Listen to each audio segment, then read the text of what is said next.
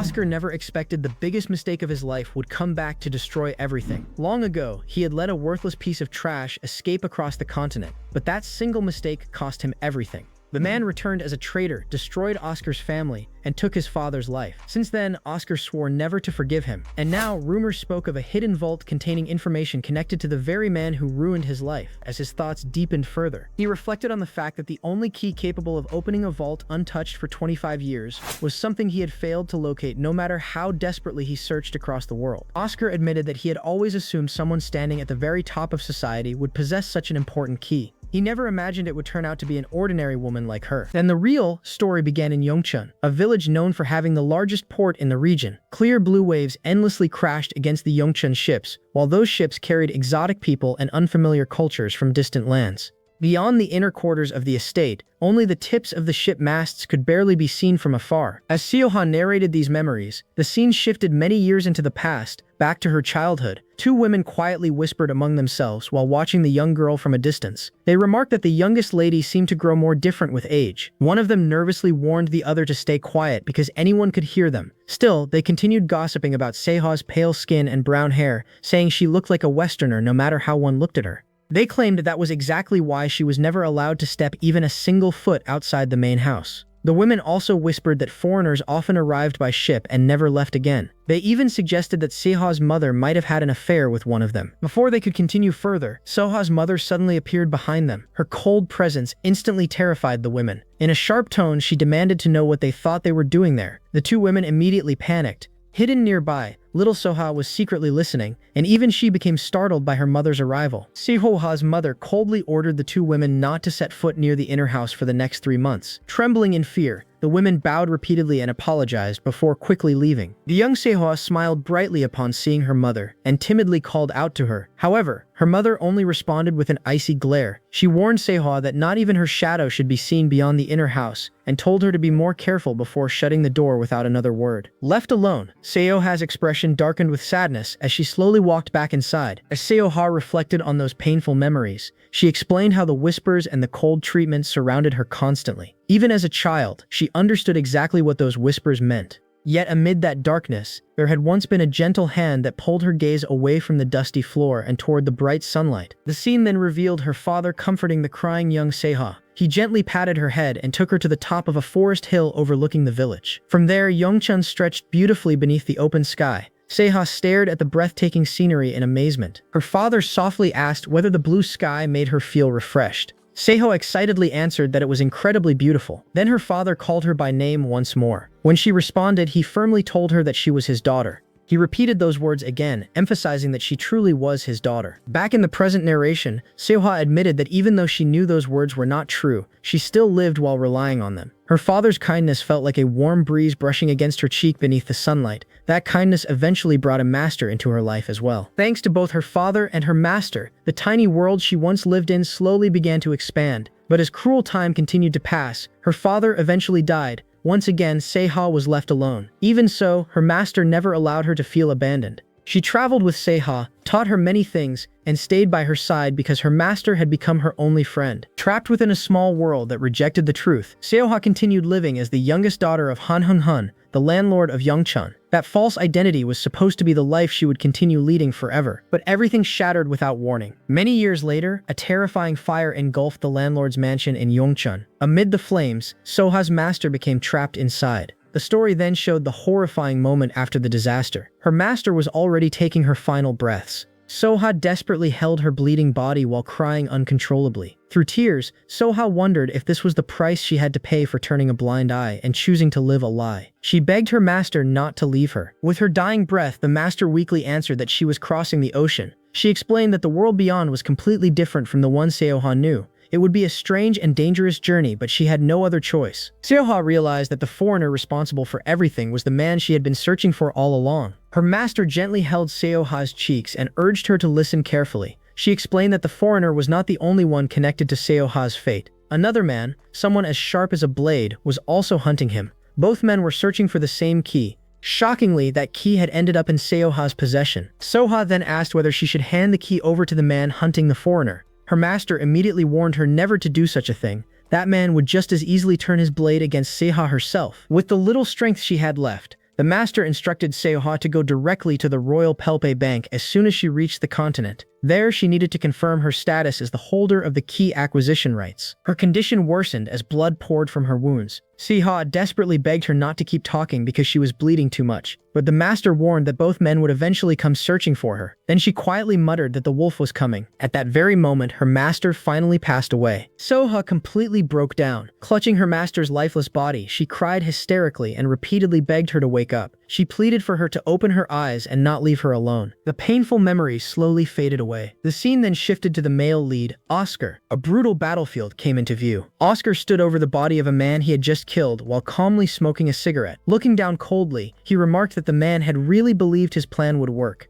He added that if the man had known this would be the outcome, he probably would never have come at all. Without hesitation, Oscar killed him. Around him, countless other men had already been slaughtered. Agonized screams and groans echoed across the area. Oscar's right-hand man, Simon, approached him and reported that 2 enemies had been captured alive while the rest were confirmed dead. Oscar calmly ordered Simon to bury the dead and forced the survivors to talk so they could uncover who ordered the assassination attempt. Simon immediately obeyed. Simon then asked about the rest of Oscar's schedule for the day. With a faint smile, Oscar replied that a promise was a promise. As Oscar traveled by carriage afterward, his thoughts drifted toward the King of Luxon. He considered the king pathetic and tiresome, assuming this latest assassination attempt had once again been his doing. Oscar coldly concluded that this meaningless conflict would never end until someone finally lost their head. Eventually, Oscar arrived at Amon-Ro's mansion. Standing outside, he noticed there was not a single window that allowed anyone to see inside. He wondered what Grand Duke Baden was hiding within those walls. Inside the mansion, Grand Duke Baden, the president of Pelpe Bank, was busy enjoying an intimate moment with several women. Irritated by the noise outside, Baden complained that he had specifically ordered not to be disturbed. Meanwhile, Oscar approached the room and commanded Baden's assistant to announce his arrival and open the door. The terrified assistant nervously begged Oscar to calm down and suggested it might be better to return later. Oscar ignored him completely and repeated his order. Moments later, Oscar kicked the door open himself. Baden and the women inside gasped in shock. Furious, Baden demanded to know what Oscar thought he was doing there. Oscar casually sat down in a chair and told Baden to continue whatever he had been doing because he would simply wait. Grinding his teeth in anger, Baden dismissed the women. They quickly gathered their clothes and hurried away. Inside his thoughts, Baden panicked. He realized that if Marquis Oscar Reichinhardt had appeared personally, then the assassination must have failed. He silently cursed the king for handling everything so poorly. The narration then introduced Oscar von Reichinhardt properly. He was the owner of the largest steel company in Norfolk and was famously known as the Wolf of Luxon, a man feared so greatly that even the king of Pelpe hesitated to oppose him directly. Baden bitterly admitted to himself that Oscar's arrogance was understandable. 3 years earlier, Baden had possessed nothing except his royal title. Yet Oscar had personally granted him a seat in the Norfolk Royal Alliance and installed him as president of Pelpe Bank. Of course, none of it had been free. In exchange for that position,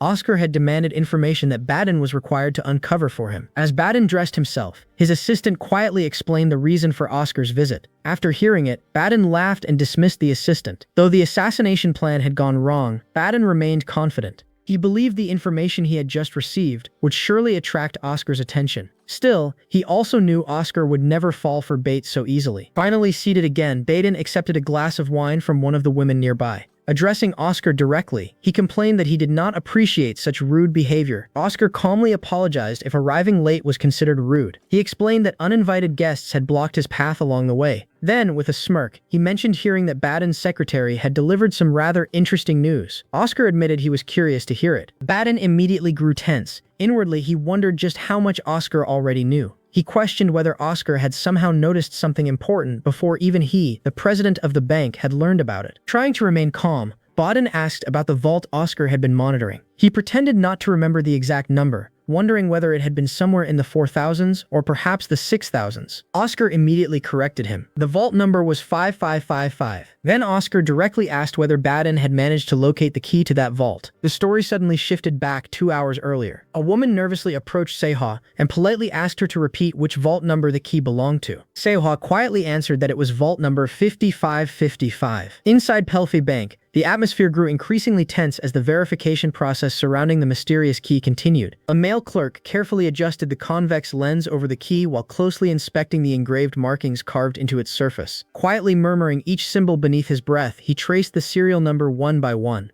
After thoroughly examining it, he finally looked toward the supervisor and confirmed that the serial number engraved on the key perfectly matched the official document records. The secretary's eyes widened in visible shock the moment she heard the confirmation. Without wasting time, she immediately ordered the staff to proceed with the next stage of verification before quickly leaving the office herself. Outside, she approached another female clerk who was examining several unfamiliar papers. The supervisor urgently asked whether the identification verification process had already been completed. However, the female clerk hesitated while staring at the strange document in her hands. She admitted that she had never seen such characters before. Although she could create a copy of the document, they would still need someone capable of translating the foreign language written on it. The supervisor fell silent for a moment as confusion and suspicion slowly filled her thoughts. Healthy Bank never discriminated against its customers, but the enormous deposits required to open a private safe meant that only royalty, powerful nobles, or wealthy business tycoons could normally afford such services. Yet now, a foreign woman dressed in worn and tattered clothing had suddenly appeared carrying a key. Not just any key, but one connected to a safe untouched for 25 years. Back inside the office, the supervisor crossed her arms uneasily. Even now, she cautiously considered the possibility that the entire situation could still be part of an incredibly sophisticated forgery. She insisted that only the appraisal results would reveal the truth. Until then, every step needed to be handled carefully. At that exact moment, the male clerk rushed back into the room carrying the final appraisal results. Both the supervisor and the female clerk immediately turned toward him anxiously. After swallowing nervously, the clerk finally revealed the conclusion. The key was genuine. Elsewhere inside the bank, Seo-Ah quietly sat alone on a sofa and released a slow, exhausted sigh. But the moment the office door creaked open, her eyes immediately snapped toward the sound. The supervisor and clerk entered the room, and their appearance instantly dragged Seo-Ah back into an unpleasant memory from her childhood. Long ago, two women had once whispered while staring at her appearance. They had remarked that the young lady definitely looked like a foreigner. Back in the present, Seo-Ah quietly lowered her head. A bitter thought crossed her mind as she wondered whether she should have covered her face after all. She wished there were something else about her appearance that stood out more than her foreign features. Without realizing it, her fingers slowly brushed against the red ribbon tying back her hair. The thick clothes wrapped around her body suddenly felt unbearably hot and suffocating. For a brief moment, she desperately wanted to remove them. Then, startled by a sudden voice behind her, Seo-Ah quickly looked up. A female clerk politely approached and bowed respectfully before informing her that the bank had officially confirmed the authenticity of the key. Seo-Ah's eyes widened in disbelief. The clerk then formally apologized for the delay in their service while carefully returning the key back to her. Seo-Ah slowly rose to her feet. Her shabby and worn appearance sharply contrasted against the luxurious atmosphere surrounding her inside the Grand Bank. Quietly, she acknowledged their explanation. The clerk briefly seemed surprised by how calm Seo-Ah remained before clearing her throat and continuing the discussion. She carefully confirmed that Seo-Ah was not the original owner who had opened the safe years ago. Seo-Ah honestly admitted that she was not. The clerk then explained the bank's policy in detail. Under normal circumstances, only the original owner possessed the authority to access the safe. However, because the original owner had failed to appear for more than 20 years, the rights of the current holder of the key were now also officially recognized. Hearing those words, Seo-Ah instinctively tightened her grip around the key. Quietly, she asked whether that meant she could finally open the safe now. But nearby, the secretary glanced down nervously at the documents trembling within her hands. Sweat slowly formed across her brow as the full seriousness of the situation finally settled over the room. Calmly, she explained that the identification verification process was still incomplete. Although the bank officially recognized Seo-Ah as the temporary acquisition holder of the key, access to the safe still could not be granted until every verification procedure had been completed. Seo-Ah lowered her gaze slightly before softly acknowledging the explanation once more. The supervisor thanked her politely for cooperating before lifting the identification document again and carefully examining the unfamiliar writing. As she reread the text, confusion crossed her face. She mistakenly assumed the word authorities referred to the name of the issuing country. Seo-Ah gently corrected her and explained that the country's name was Dankook. Embarrassed by the mistake, the female clerk immediately apologized and corrected herself. Afterward, she handed Seo-Ah an official certificate formally acknowledging her as the registered acquisition holder of the key. Seo-Ah carefully accepted the certificate, but the instant her fingers touched the paper, a cold chill suddenly ran down her spine. Goosebumps spread across her skin as an overwhelming feeling of unease crept over her body. It felt as though someone nearby was silently watching her from behind the closed door. Instinctively, Seo-Ah turned around, but there was no one there. Completely unaware of her discomfort, the female clerk calmly continued explaining that additional time would still be required to verify the identification records properly. Until then, Seo-Ah could return home for the day. Seo-Ah quietly lowered her eyes,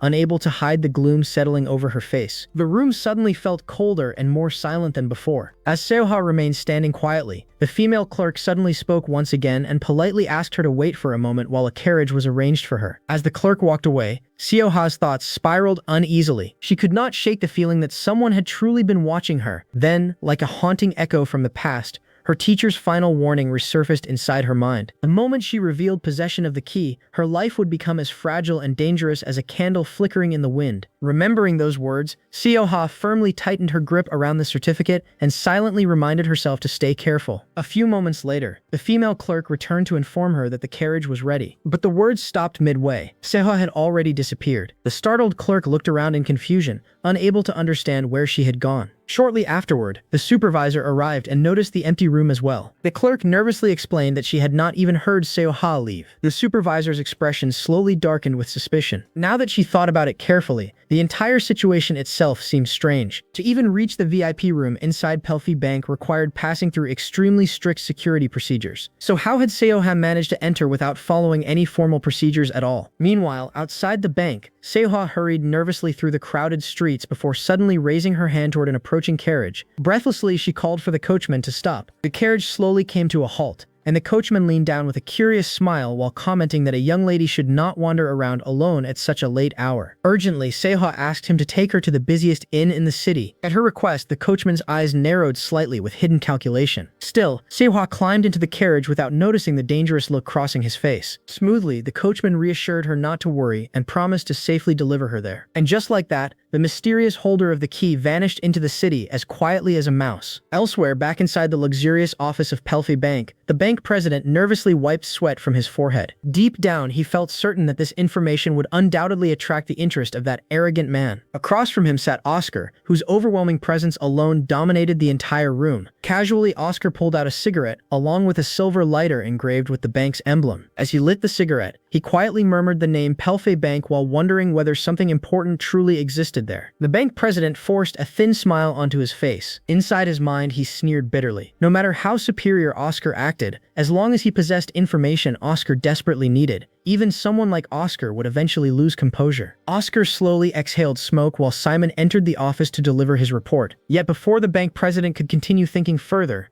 Oscar suddenly rose from his seat with a quiet sigh. The sudden movement instantly startled the president. Oscar calmly walked directly toward him while cigarette smoke curled through the air between them. The president nervously stammered, unable to understand what Oscar was suddenly doing. Stopping directly in front of him, Oscar fixed him with a suffocatingly cold gaze. Quietly, Oscar addressed him as Grand Duke Baden and stated that he would ask one final time. The Grand Duke visibly stiffened. Sweat rolled down his temple as fear completely overtook his expression. Oscar demanded to know exactly what had happened at Pelfi Bank. Unable to endure the pressure any longer, Grand Duke Baden hurriedly explained that someone had appeared carrying the key to the safe Oscar had searched for all these years. It was a woman. She possessed identification documents, but before Baden could continue, Oscar coldly finished the sentence himself. The woman's identity could not be verified. The Grand Duke stared at him in complete shock. Oscar slightly lifted the cigarette as smoke drifted between them, his voice growing even colder than before. Then he once again demanded to know when exactly he would finally be able to open the safe. Now forced to bow his head beneath overwhelming pressure, the Grand Duke stood trembling before Oscar. Looking down at him with complete disdain,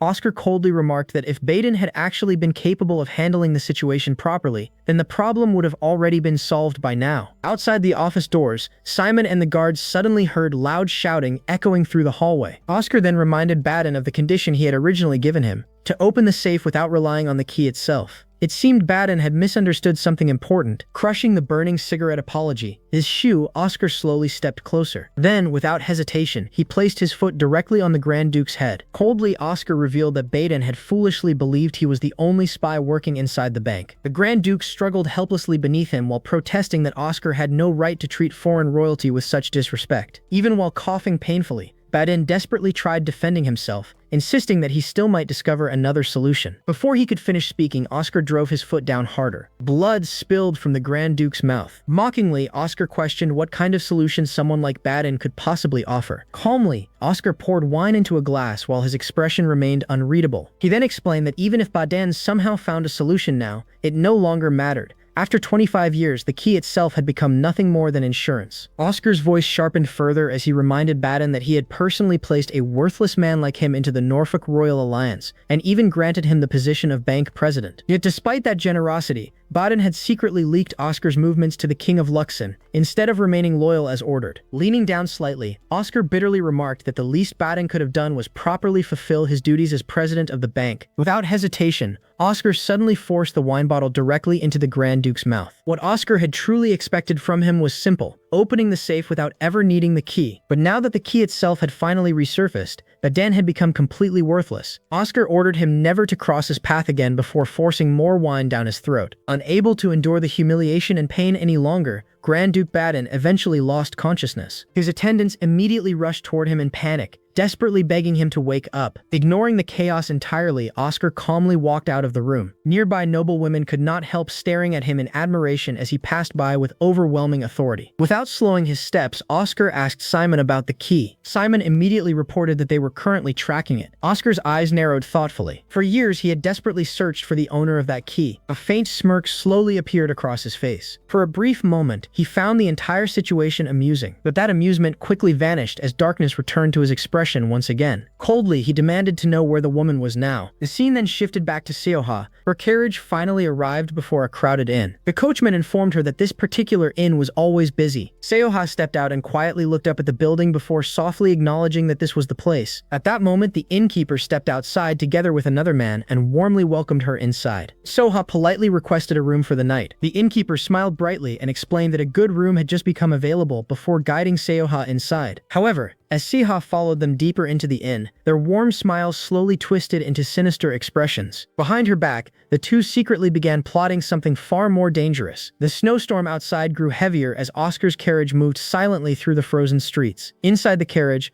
Oscar sat alone with his eyes closed, trying to calm the chaos inside his mind. Yet peace never stayed with him for long. Slowly opening his eyes, he recalled the mistake he had made years ago. A worthless traitor had once escaped across the continent. At least that was what everyone believed. In truth, Oscar had already captured the man once before. Later, however, a report claimed the traitor had escaped again. Soon after that, the ship transporting him disappeared beneath the sea. There were no survivors, no evidence, and nothing left behind. Because of those circumstances, Oscar concluded the man was dead and abandoned the investigation. But now, everything had changed. Loosening his tie slightly, Oscar quietly smoked while staring into the freezing night beyond the carriage window. His expression darkened as old memories returned to haunt him. He desperately needed clear evidence now. The man who betrayed them and murdered his father was also the owner of the mysterious safe. His codename had been Peter. Peter had once served as one of the Reinhardt family's elite agents. He understood better than anyone how cruel and relentless the Reinhardts could become when hunting traitors.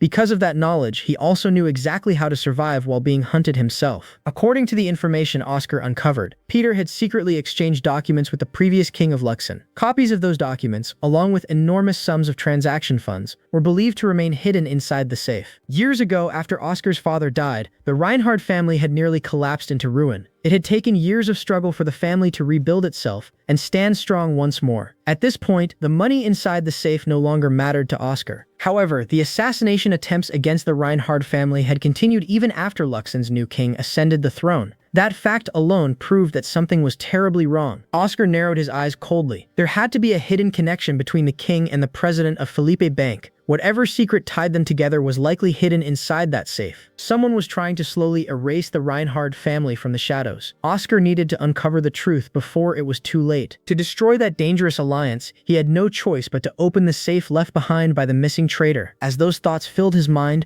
painful memories from childhood resurfaced again. A younger Oscar quietly stood near a doorway while his parents argued in the distance. His mother's trembling voice was filled with anger and fear as she questioned why a Reinhardt had to risk his life fighting a battle meant for the royal family. Despite her pleas, Oscar's father still chose to stand on the front lines for Luxon's royal family. Because of that decision, he never returned home. The image of graves appeared before Oscar's eyes. His father's tomb stood beside the graves of the loyal retainers who died alongside him. If they had not all been slaughtered together, perhaps the family would never have fallen apart. Then came the memory Oscar hated most. His mother stood in black funeral clothes with a cold and distant expression. 6-year-old Oscar ran desperately toward her, reaching for her hand, but she avoided him completely, as though she had already abandoned him long ago, as though she had only been waiting for her husband to die. At only 6 years old, Oscar had been left behind as the heir of a ruined family, while his own mother walked away without ever looking back. From that day onward, Oscar could never escape the past. Back in the present, he ran a hand through his hair and quietly muttered to himself. If none of those tragedies had happened, he would not still be chasing that safe after all these years. At that moment, the coachman's voice interrupted his thoughts and informed him they would arrive within 10 minutes. Oscar calmly acknowledged the message before turning his gaze back toward the window. His eyes became colder than before. After years of silence, he had finally discovered a new lead, an unknown girl. Quietly, Oscar wondered whether that woman had become the living key now. Far away from him, Seo-Ah had just finished showering at the place where she was staying. Even after changing clothes, she still looked uneasy. She carefully checked whether the curtains were fully closed. Then she checked the door lock, then her luggage. Again and again, she repeated those actions as though terrified that something might vanish the moment she looked away. Eventually, she lay down on the bed and released a small sigh of relief. For the moment, everything appeared safe. Still, an uncomfortable feeling lingered deep inside her chest. Perhaps exhaustion was affecting her mind, or perhaps her instincts were warning her that something terrible was approaching. Slowly, she opened her bag and stared at the golden key hidden inside. Her eyes softened slightly as memories of the past returned to her. Back then, every moment of her life had felt like walking on thin ice. Compared to those terrifying days, her current situation almost felt like paradise. Even so, the unfamiliar peace surrounding her still felt strangely unsettling. Whenever Seo-Ah visited the bank, she never removed her coat,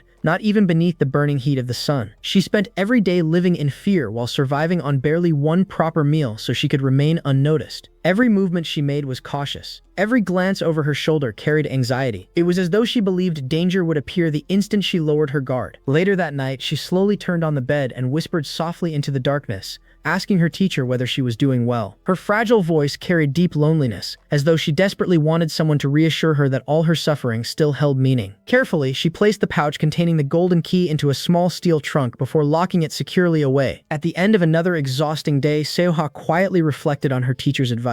Even if only for a short time, she hoped her restless heart could finally find peace. After everything she had endured, she deserved at least that much. Yet while Seo-Ah desperately searched for safety, two people elsewhere were already plotting against her. Beneath the dim lights of the red light district, a man and woman exchanged cold smiles. The woman crossed her arms calmly and remarked that they should leave things alone for now, especially after noticing how much the coachman had charged. Her eyes narrowed dangerously as she explained that the more valuable an item became, the faster others tried to claim it. Beside her, the man grinned greedily with saliva nearly dripping from his mouth. He laughed about how uncommon exotic women were in that area. His twisted smile widened further as he described Seo-Ah as delicate and beautiful, imagining terrible things with disgusting excitement. The woman smirked darkly and admitted she had only realized the truth after arriving in the famous red light district. Pointing towards Seo-Ah's room, she explained that the girl clearly had no known background or family. In other words, nobody would come searching for her. Quietly, the woman then revealed that the smoke should have spread throughout the room by now. The man cracked his fingers while laughing and agreed that it was time to teach her a lesson. Inside the room, thick smoke slowly filled the air while Seo-Ah slept peacefully, completely unaware of the approaching danger. Moments later,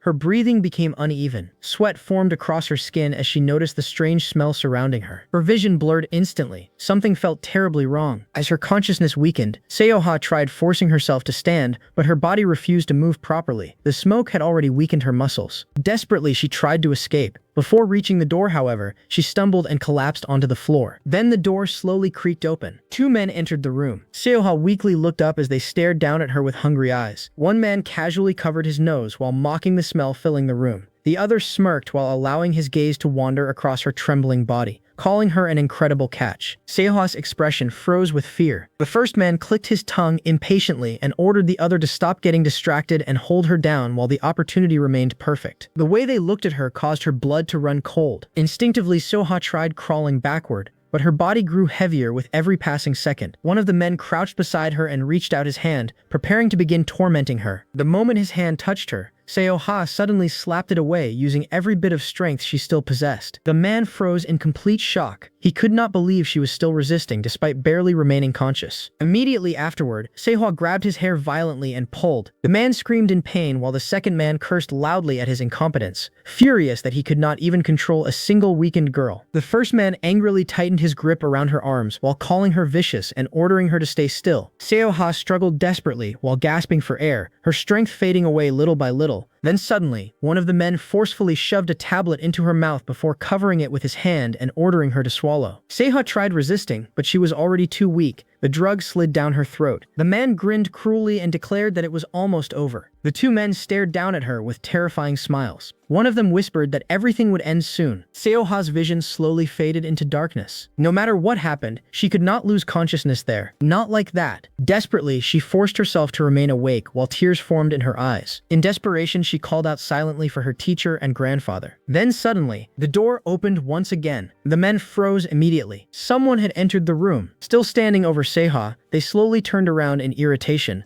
One of them frowned and assumed the newcomer had entered the wrong room. But Seo-Ah could barely hear them anymore. Her exhausted eyes locked onto a pair of sharp blue eyes shining through the darkness. The moment she saw them, her trembling lips moved weakly. She recognized the wolf. Her voice trembled with fear and relief at the same time as she warned that the wolf would kill them all, including him. The entire room fell silent. Seo-Ah and Oscar stared directly at one another, while the expressions on the men's faces slowly shifted from irritation to pure terror. A man immediately protested, insisting that they had entered the wrong room. Barely able to stand and half kneeling on the floor, he forced himself to speak again, claiming that the people who had entered the wrong room should be the ones leaving. Without warning, Oscar grabbed the man by the head and slammed him violently onto the floor. Blood splattered across the room as the impact echoed through the silence. His piercing blue eyes burned with fury while he made it clear that none of them seemed capable of understanding a single word he was saying. Still gripping the man by his blood-soaked hair, Oscar dragged him across the floor before throwing him aside,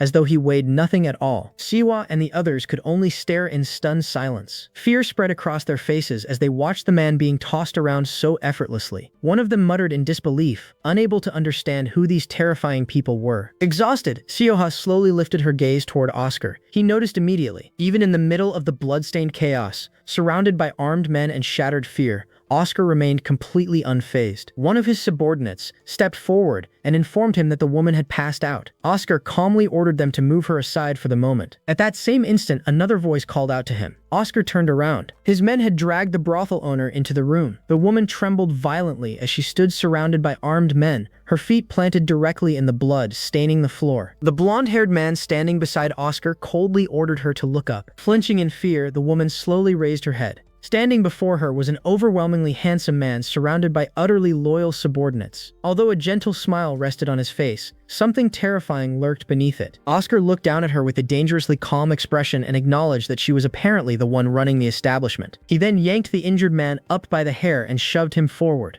Oscar explained that he had assumed these men worked for her, which was why he had intended to handle them personally. The moment he finished speaking, he threw the man aside again. The brothel owner cried out in terror and instantly dropped to her knees. Pressing her hands together desperately, she begged for mercy despite admitting she had committed a sin worthy of death. Oscar silently pulled out a cigarette and lit it with her lighter. Smoke slowly curled through the air as he took a drag before coldly asking whether there had truly been no guests staying there that night. Desperate to survive, the woman quickly confirmed that there had been no guests at all. Oscar then mentioned the woman supposedly sold for $5,000 and stated that such a person never existed either. The owner bowed so deeply that her forehead nearly touched the blood-stained floor as she desperately agreed with him. Oscar narrowed his eyes slightly before calmly asking what exactly they had given the woman. The owner hesitated nervously and exchanged glances with the red-haired woman standing nearby. Trembling, she explained that the substance was not a hard narcotic. According to her, it merely made the body difficult to control. Oscar's expression darkened instantly. Shaking uncontrollably, the woman continued and admitted that the drug also heightened the senses. The moment those words left her mouth, silence filled the room. Slowly raising her head, she froze the instant she saw Oscar's furious expression. The cigarette rested between his fingers as he spoke in a dangerously low voice. He remarked that something so trivial had apparently been enough for them to attempt such a worthless stunt. Coldly, he added that if they were incapable of properly handling the aftermath, they should have understood their place from the very beginning. The brothel owner's eyes shook with terror as she repeatedly bowed her head and apologized over and over again. Oscar stared at her silently for a moment before asking whether the drug would wear off naturally by the next morning. The woman nodded frantically. She warned them not to let Seo-Ah wander around and insisted that she would recover after waking up. But then her voice faltered. Quietly, she admitted that recovery would only happen if Seo-Ah managed to wake at all. Across the room, Seo-Ah remained unconscious.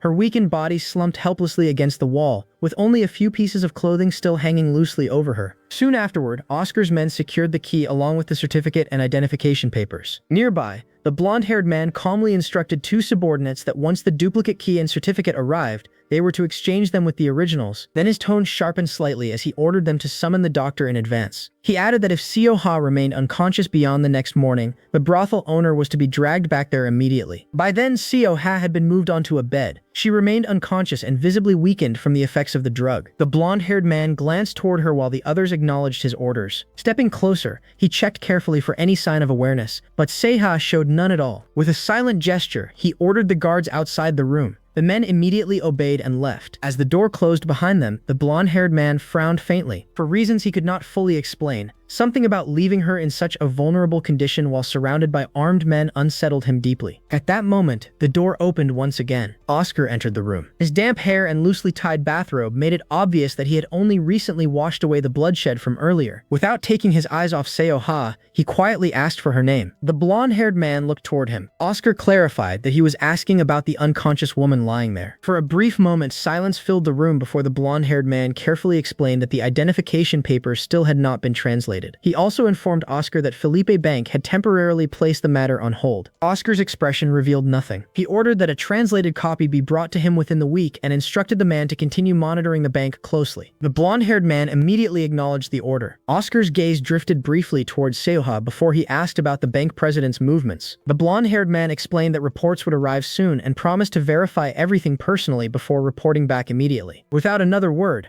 Oscar silently took the key from him. The blonde-haired man bowed respectfully before leaving the room. As Oscar turned to walk away, he suddenly stopped. His eyes settled on the key resting in his hand. For some reason, he had imagined that the person carrying such a key would be someone far more formidable. Yet, after seeing everything before him, the reality felt strangely disappointing. Slowly, he turned back toward the room where Seo-Ah lay unconscious. Standing beside the bed, he quietly looked down at her. In his mind, he acknowledged that despite everything, she was still nothing more than a woman like this. Seo-Ah's body trembled faintly from the lingering effects of the drug. Damp strands of hair clung to her flushed face, while her unfocused eyes showed no awareness at all. There was something painfully fragile about her appearance. Not a single sharp edge could be found in her. She looked as though she had been drawn with the softest possible strokes, delicate enough to vanish if touched too roughly. She resembled someone blurred and distant, as though even reality itself struggled to hold on to her existence. Soft cries escaped her lips while tears rolled down her cheeks. Her face burned with feverish heat from the lingering effects of the drug. Oscar remained standing there far longer than he intended, silently listening to those faint sounds. Bitterly, he reflected on how strange drugs truly were. Only a few drops had been enough to reduce a person to such a state. His expression darkened further. Quietly, he told himself to forget it and questioned why he was even continuing to watch her. Turning away, he reminded himself that there was no point staring any longer at someone who was not even conscious. But before he could leave, the blanket suddenly slipped from the bed. Oscar stopped immediately. Still unconscious, Seo-Ah bit harshly against her own lips, as though desperately resisting the effects consuming her body. A faint sound of pain escaped her mouth. Oscar's eyes narrowed instantly. Even while unconscious, she still seemed to be fighting against it. Without hesitation, he walked back to the bed and sat beside her. Carefully supporting her head in his hands, he looked down silently at her tear-streaked face. Quietly, he rejected the idea of leaving things as they were. For the first time that night, his voice softened. As long as he remained there beside her, he had no intention of allowing her to continue suffering alone. Oscar stepped onto the bed and sat beside Seo-Ah. His gaze lingered on her tear-stained face as he gently brushed his fingers against her cheek. Quietly, he warned her not to rush. Her body trembled uncontrollably while she continued biting down on her own lips,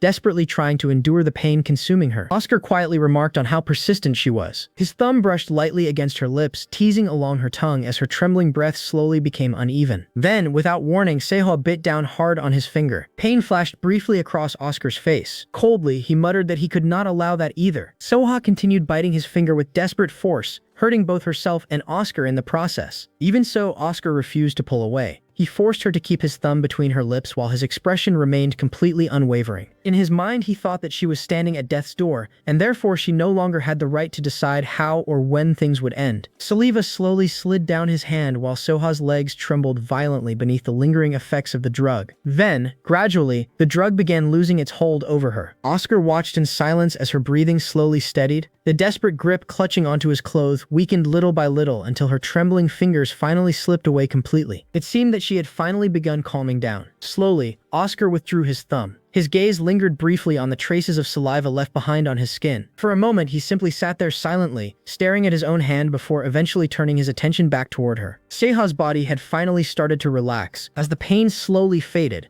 exhaustion overtook her completely, leaving her drenched in sweat. Under the dim light of the room, she appeared strangely fragile yet captivating at the same time. Oscar looked away before leaning forward slightly. At last, he understood why the brothel owner had been so desperate to keep her. A moment later, Oscar stood up and called for Simon. While calmly cleaning his hand with a handkerchief, he waited as the blonde-haired man entered the room. Simon respectfully asked whether Oscar had called for him. Oscar sat down in a nearby chair and immediately asked about the matters he had ordered Simon to investigate. Simon explained that the doctor was expected to arrive soon and confirmed that personnel had already been stationed at the bank. He then handed Oscar a document containing information regarding Seo-Ah's nationality. Oscar opened the file while Simon continued explaining. According to the report, she came from Dankuk, a kingdom located on the Dong-Asu continent near the Ryohe Empire. Oscar narrowed his eyes thoughtfully. While continuing to wipe his hand clean, he remarked that the woman appeared mixed race to him. Simon admitted that he had thought the same thing, but nothing had been confirmed yet. Oscar called Simon's name. Simon immediately responded respectfully. Oscar tossed the handkerchief aside as his gaze darkened slightly. He then questioned how the key had ended up in Seo-Ah's possession when reports had claimed it was swept away during the storm and lost at sea. Oscar's expression darkened instantly. Angrily, he demanded to know what had happened to Peter and whether that bastard was still rotting at the bottom of the ocean. At the mention of Peter's name, old memories briefly surfaced in his mind. Oscar let out a cold and sarcastic laugh. Bitterly, he questioned whether the masterless key had somehow drifted across the sea by itself and conveniently found its own way there. Years ago, both Peter and the lost key had been presumed dead together, swallowed beneath violent storm waters without a trace. Simon lowered his head slightly. He admitted that there had been no further developments beyond the initial reports they had received. Oscar fell silent. In his thoughts, he recalled Report 2021, a report written 3 years earlier. The document had been prepared by Theresa Wittgenstein,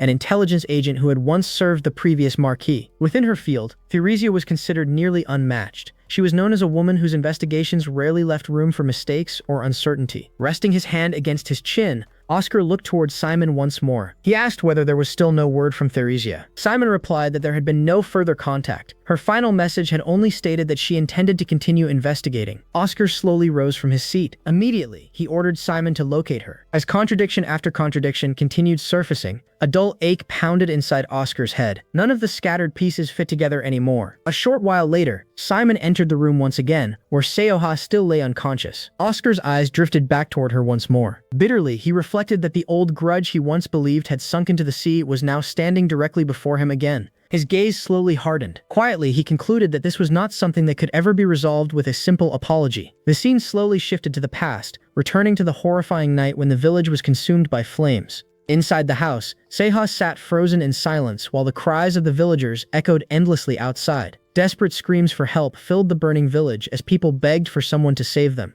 Fear and confusion overwhelmed her while the sounds of destruction grew louder with every passing second. Then suddenly, the door of the house burst open. Her mother stumbled inside in terrible condition. Her clothes were torn, her face covered with soot and ash, and panic completely consumed her. She urgently forced Seo-Ah to wake up and dragged her attention toward the chaos outside. She wanted Seo-Ah to witness the horrifying truth with her own eyes. The entire Hoyeonjae estate had been burned to the ground. Countless people inside had been slaughtered without mercy. Her mother revealed that all of those atrocities had been committed by the very man Seo-Ah had always called her father. The horrifying accusations continued as she exposed an even darker secret hidden for years. She revealed that the man who had raised Seo-Ah was never truly her father. He was actually her grandfather all along. The truth became even more horrifying when she explained that he had dug up Seo-Ah's real grandfather's grave and stolen his remains. Every word struck Seo-Ah like a blade. Her entire body trembled violently as tears streamed down her face. Shock, fear, and guilt completely shattered her. Seeing Seo-Ah's reaction, the woman realized that Seo-Ah already knew the truth. She accused her of hiding everything all this time. Then another devastating revelation followed. The woman declared that she was not Seo-Ah's real mother either. The man Seo-Ah had called father for her entire life was actually her grandfather. The woman's grief quickly turned into rage. She screamed about what that man had done to her real daughter. The pain and hatred in her voice became unbearable. Seo-Ah stood there crying uncontrollably, unable to deny anything anymore. Overwhelmed with guilt and terror, she apologized repeatedly before turning around and running away from the burning house. As Seo-Ah escaped, the woman screamed one final command at her. She demanded that Seo-Ah find her real father and bring back her grandfather. Barefoot and terrified, Seo-Ah continued running through the burning village without stopping. Flames rose endlessly into the dark, empty sky, while thick soot and ash covered everything around her. The night looked darker than death itself. She ran through smoke, destruction, and endless despair while the screams of dying people echoed behind her. The cries of countless souls felt as though they were clawing at her ankles, refusing to let her escape. At the same time, the sharp and furious gaze of the madam felt like blades repeatedly slashing across her back. Even though despair waited at the end of the flames, she forced herself to continue forward. Even the image of her dying master clouding her vision with darkness could not stop her. No matter how painful it became, she had to keep moving forward. The memories slowly faded as the scene transitioned back to the present. Seo-Ah was still under the effects of the drug. Everything she had just witnessed had been part of a horrifying dream born from her trauma and guilt. Her body remained completely numb, while distant voices echoed around her. She could hear people speaking nearby, but she could not move at all. Through her blurred vision, she noticed the woman she had trusted earlier being restrained by several men. Slowly, the memories of what happened returned to her mind. The woman and those men had worked together from the beginning. They had drugged her and attempted to do terrible things to her while she was unconscious. Fear completely consumed Seo-Ah. Tears rolled down her face as she silently begged for someone to save her. In the middle of her fear, she suddenly saw a pair of eyes in her blurry vision. Those eyes resembled a wolf staring directly at her. Barely conscious, she muttered weakly about the wolf she had seen before. Moments later, Seo-Ah finally woke up properly. The woman who had drugged her was revealed to be the owner of the brothel. Unlike before, the woman now cried desperately while apologizing to Seo-Ah. She acted relieved that Seo-Ah had regained consciousness and repeatedly begged for forgiveness. At that moment, Simon calmly entered the scene and coldly announced that they no longer needed the woman. Without hesitation, he ordered his assistants to take her away. He also instructed them to inform His Excellency immediately. The men quickly dragged the brothel owner away while she continued crying helplessly. Seo-Ah slowly tried to regain her senses, but her head throbbed painfully from the drug's effects. Before she could fully recover, Simon stepped closer to her and asked whether she could walk. His tone remained cold and emotionless. He then ordered her to change her clothes and follow him. Seo-Ah realized that before she could even clear her mind, her next destination had already been decided by someone else. She silently obeyed. After changing her clothes, she followed Simon and the others through the corridors. While walking, dark thoughts filled her mind. She compared herself to a key trapped inside someone else's hand, completely powerless over her own fate. Her life felt fragile, like a flickering candle struggling against the wind. Danger surrounded her constantly, yet she no longer feared death itself. Deep inside, Seo-Ah believed that her very existence began as a sin. Because of that belief, she felt that true atonement could only end in death. The only thing she truly feared was failing to bring her grandfather back with her. She feared dying meaninglessly before accomplishing anything.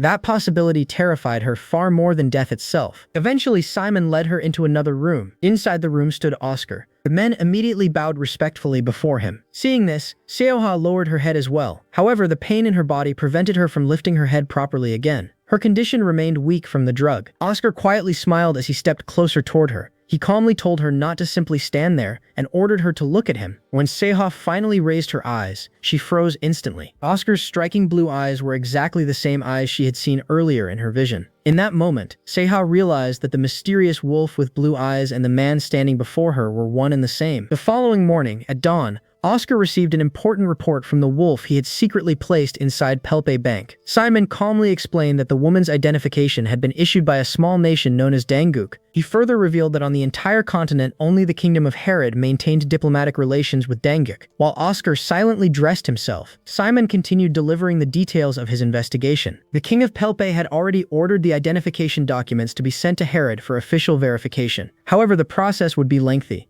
In addition to verifying her identity, authorities would need to investigate how she had acquired the vault key and publish official notices in major newspapers. Simon estimated that officially opening the vault could take anywhere between 6 months and 2 years. As Oscar listened quietly, he slowly closed his eyes. The possibility of waiting 2 years felt far too long. When he asked if there was any way to shorten the process, Simon revealed a legal alternative that would not violate Pelpe Bank's rules. Marriage could immediately solve the problem, if the woman married someone whose identity had already been verified, her own status would automatically become confirmed, bypassing the lengthy verification procedure. Furthermore, inheritance rights between spouses were legally recognized, allowing a husband to open the vault even if his wife was not physically present. Oscar turned towards Simon after hearing this unexpected solution. When he asked about the risks involved, Simon answered honestly. The greatest danger was not the bank, the kingdom, or the legal process, but the woman herself. They knew absolutely nothing about Seo-Ah's personality, history, motives, or intentions. Because of that, they could not predict how she might react or what complications she might create. Everything about her remained an unknown variable.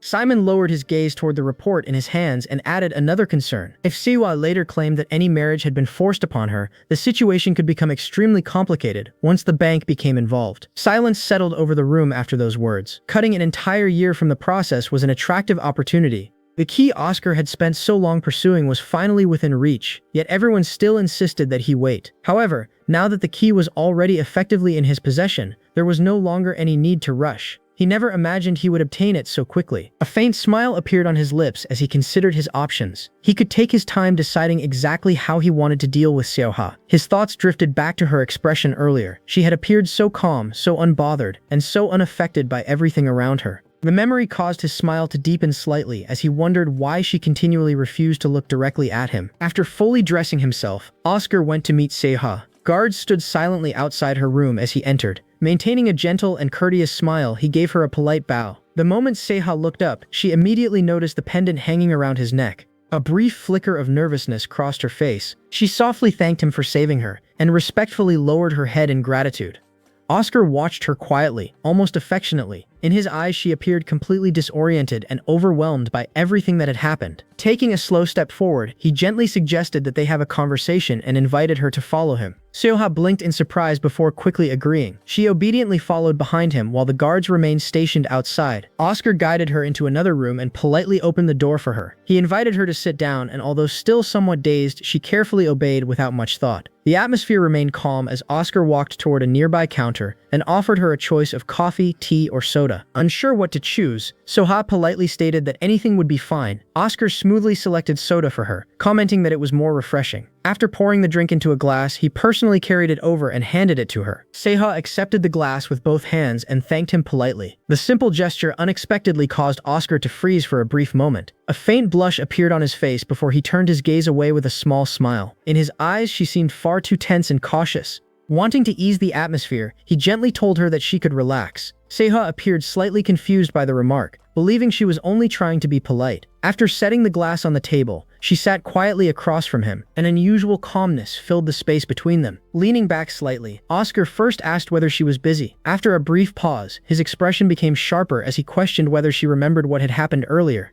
Seo-Ah carefully thought about the events before answering that her memories only extended to the moment he had been standing near the doorway. Oscar acknowledged her response and casually drank from his soda. He then unexpectedly asked whether her tongue hurt. The strange question immediately confused Seo-Ah. She could not understand why he would suddenly ask such a thing. Slowly raising a hand toward her mouth, she realized that the left side of her tongue was indeed sore. Her brows furrowed in confusion as she wondered whether something had happened while she had been unconscious. Across from her, Oscar calmly continued drinking as though nothing unusual had occurred. A short time later, Oscar shifted the conversation and asked for her name. Seo-Ah appeared surprised by the sudden question before introducing herself. Oscar slowly repeated her name several times, carefully rolling the unfamiliar pronunciation across his tongue. Even while speaking something foreign, he carried an overwhelming presence that resembled a wild beast calmly restraining its claws. Perhaps because of that contrast between danger and composure, Seo-Ah found herself staring at him with quiet curiosity. Gathering her courage, she hesitantly asked for his name as well. Oscar briefly closed his eyes before revealing it. He introduced himself as Oscar von Reichinhardt. The instant she heard those words, Seo-Ah's expression brightened noticeably. A faint blush colored her cheeks.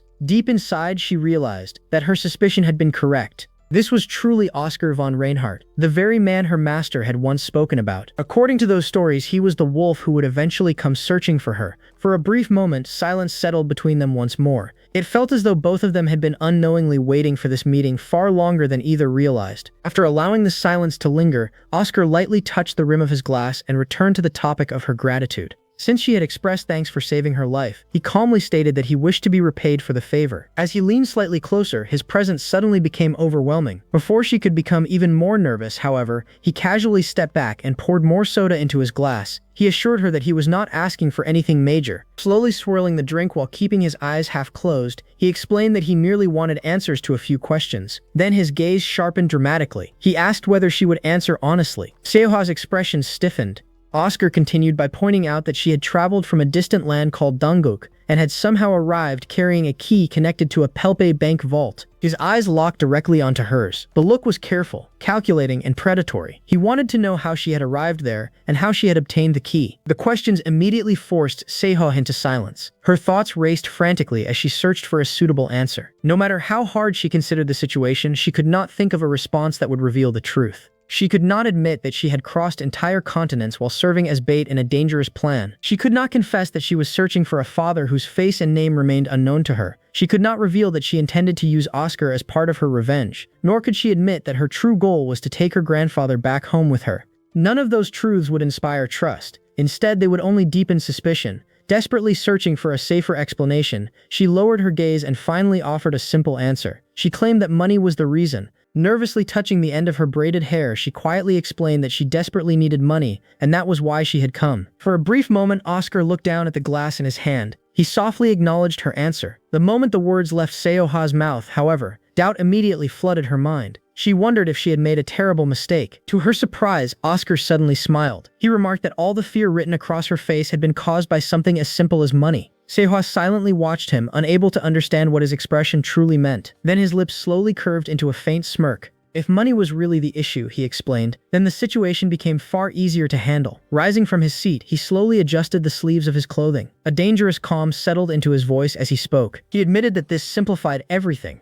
In truth, allowing her to leave had never been part of his plans from the very beginning. The realization lingered heavily in the room, making it clear that although Seo-Ah believed she had found a safe answer, she had unknowingly stepped deeper into Oscar's grasp. Oscar handed the contract papers to Seo-Ah before settling casually against the wall. Meanwhile, she sat carefully on the edge of the table with the stack of documents resting neatly in her hands. Silence filled the room for several long moments. Oscar observed her quietly from the corner of his eye. She had remained silent the entire time, completely focused on the contract. His gaze drifted over the pages she was reading, and he concluded that she clearly had no difficulty reading Norfolk Common. After all, she spoke the language fluently enough. As he continued studying her, his eyes narrowed slightly. The woman before him wore clothing that appeared to belong to another era, nearly 20 years behind modern fashion. Despite that, she carried herself with an elegance that completely contradicted her outdated appearance. Her fingers moved carefully across each line of the contract, tracing the words with remarkable grace. Her posture remained flawless, with a straight back and relaxed shoulders. Even the placement of her feet seemed deliberate and refined. She avoided eye contact almost excessively, yet every one of her mannerisms reflected discipline, careful upbringing, and noble etiquette.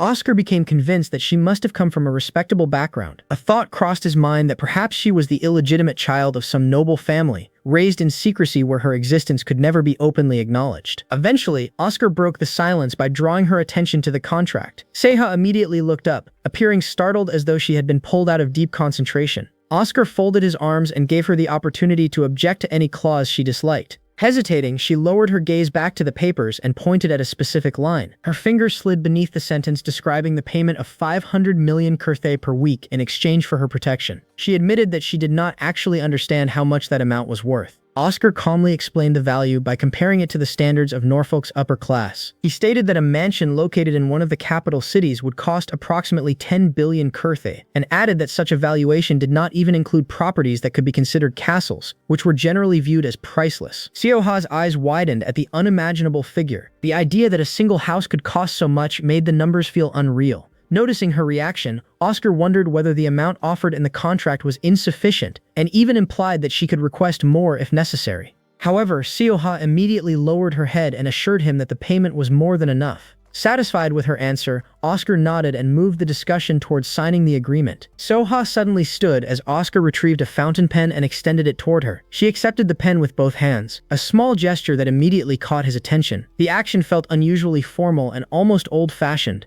Seo-Ah carefully examined the pen before attempting to open it, but the cap refused to move. Oscar raised an eyebrow and suspected that it might be her first encounter with a fountain pen. She quickly denied that assumption, though she hesitated before explaining that she had seen pens that required dipping into ink. Oscar stared at her in disbelief and remarked that such writing instruments were practically artifacts. Pointing toward the pen, he instructed her to remove the cap. She tried again, but it still would not open. He told her to pull harder. Obediently, she applied more force, yet she continued handling the pen with strange caution. When Oscar questioned her hesitation, she quietly admitted that she was afraid she might accidentally break it. For a moment, he simply stared at her before releasing a sigh. Slightly exasperated, he explained that someone earning 500 million kurthe a week could easily discard such a pen after a single use. Finally, the cap came loose. Seo-Ah looked away awkwardly and admitted that she believed she could write with it now. After sitting back down, Seo-Ah positioned the contract in front of her. The pen hovered above the signature line while Oscar glanced downward. The section intended for signatures was clearly marked. As he watched from behind her shoulder, he noticed something unusual. She appeared to be writing the name Seo-Ah,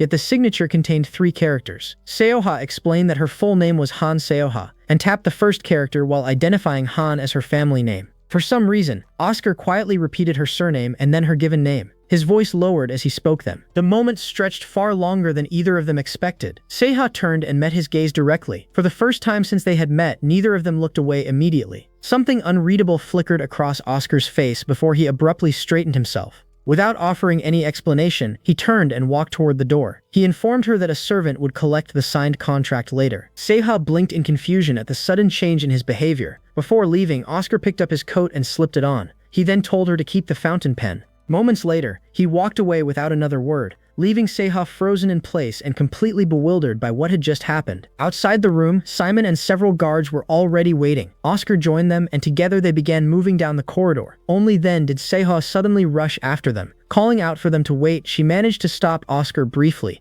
Her voice emerged much smaller than she intended as she asked when he would return. For a brief moment, their eyes met. Oscar looked at her silently without offering any answer. Then he simply turned away and continued walking. The guards followed behind him, and before long they disappeared from sight entirely. Seo-Ah remained standing alone in the hallway. The silence that followed felt strangely heavy. Slowly, she lowered her gaze toward her hand, the same hand that had signed the contract only moments ago. Reality settled over her. She had placed her name on an agreement that traded her safety for money. On the surface, it seemed like a favorable arrangement, but she understood what it truly meant. Her freedom was now bound to the contract until the safe was eventually opened. Placing a hand against her chest, she reflected on another troubling detail. The contract contained no clauses regarding her personal well-being. It guaranteed only protection because her survival was necessary for Oscar's goal. Even so, she tightened her hand and accepted the situation. For now, she believed it would have to be enough. Elsewhere, a grand mansion that was nearly castle-like in scale stood proudly beneath the sky. Inside, Grand Duke Bartan paced back and forth while struggling to contain his frustration. He complained bitterly about Oscar's late arrival, despite being summoned by the King of Pelpe himself.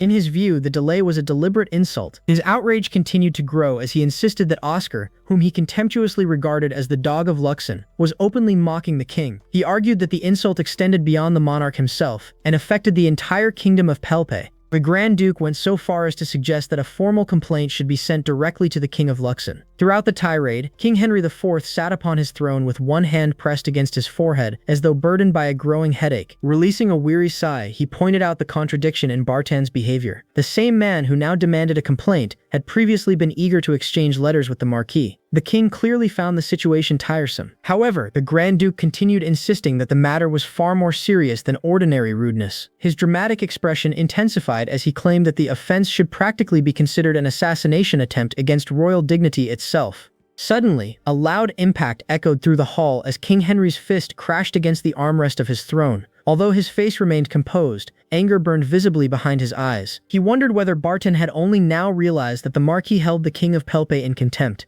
In the king's mind, such ignorance was proof of foolishness. Fixing the Grand Duke with a sharp stare, Henry made it clear that he was fully aware of Oscar's attitude. Leaning forward slightly, he reminded Bartan that the Marquis's influence was the very reason he had become governor in the first place. Henry revealed that he had personally opposed the appointment and implied that Bartan would never have obtained the position otherwise. The accusation caused the Grand Duke to freeze in place as sweat formed on his temple. Henry's gaze only grew fiercer as he addressed him not merely as Grand Duke Bartan, but as his own half-brother. The title carried a cold edge that made the tension even more uncomfortable. The king then explained exactly why Bartan had fallen into such a pathetic situation. According to Henry, the problem stemmed from Barton's foolish attempt to play both sides. Since the king had not been responsible for his appointment as governor, Barton should have committed himself entirely to the Marquis. Doing so would have allowed him to enjoy the benefits while avoiding the dangers. Henry then questioned what price the Marquis was now demanding in return. Nervously swallowing, Barton attempted to deny everything. He insisted that there was no price at all, and claimed that he had become governor solely through his own merit.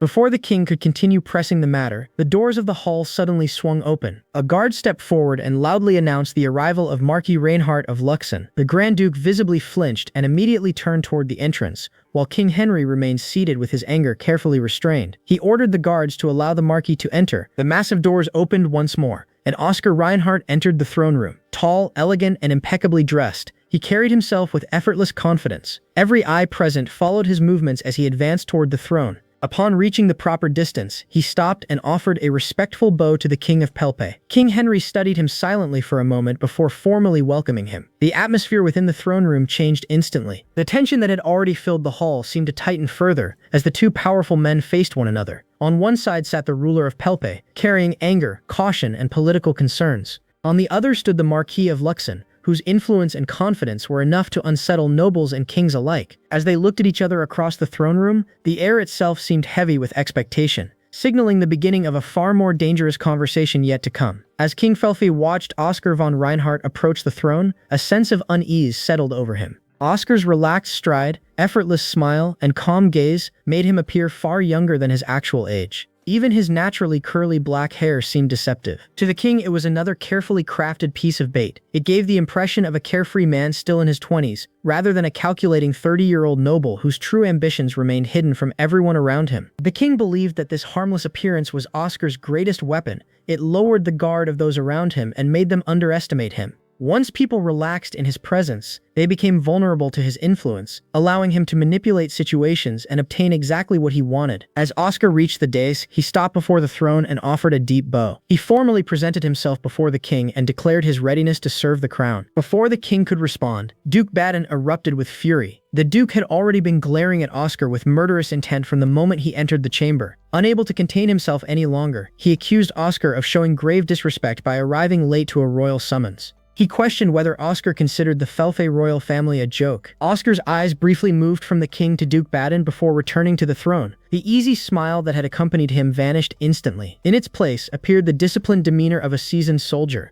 He clasped his hands behind his back, lowered his head respectfully, and offered a calm explanation. He stated that the summons had arrived unexpectedly and that he had come as quickly as possible. Despite his efforts, he had still arrived late. He humbly requested the king's understanding. Grand Duke Baden immediately rejected the explanation. Anger burned in his voice as he demanded to know whether Oscar truly expected anyone to accept such an excuse. The king finally intervened. His expression grew serious as he addressed the matter directly. He revealed that he had already heard reports regarding the unfortunate incident that had occurred between Oscar and Duke Baden the previous night. Wasting no time on formalities, the king demanded the truth. He wanted to know whether Oscar had forced alcohol down the Duke's throat. The atmosphere in the audience chamber instantly became heavier. Pouring alcohol into the mouth of a member of the royal family was an extremely serious accusation. Yet despite the severity of the charge, Oscar's expression remained almost unchanged. Only a slight furrowing of his brow suggested that he had even heard the accusation. He glanced briefly toward Duke Baden before calmly commenting that the Duke had indeed consumed a considerable amount of alcohol the previous night. The response immediately enraged Duke Baden. The Duke accused Oscar of lying.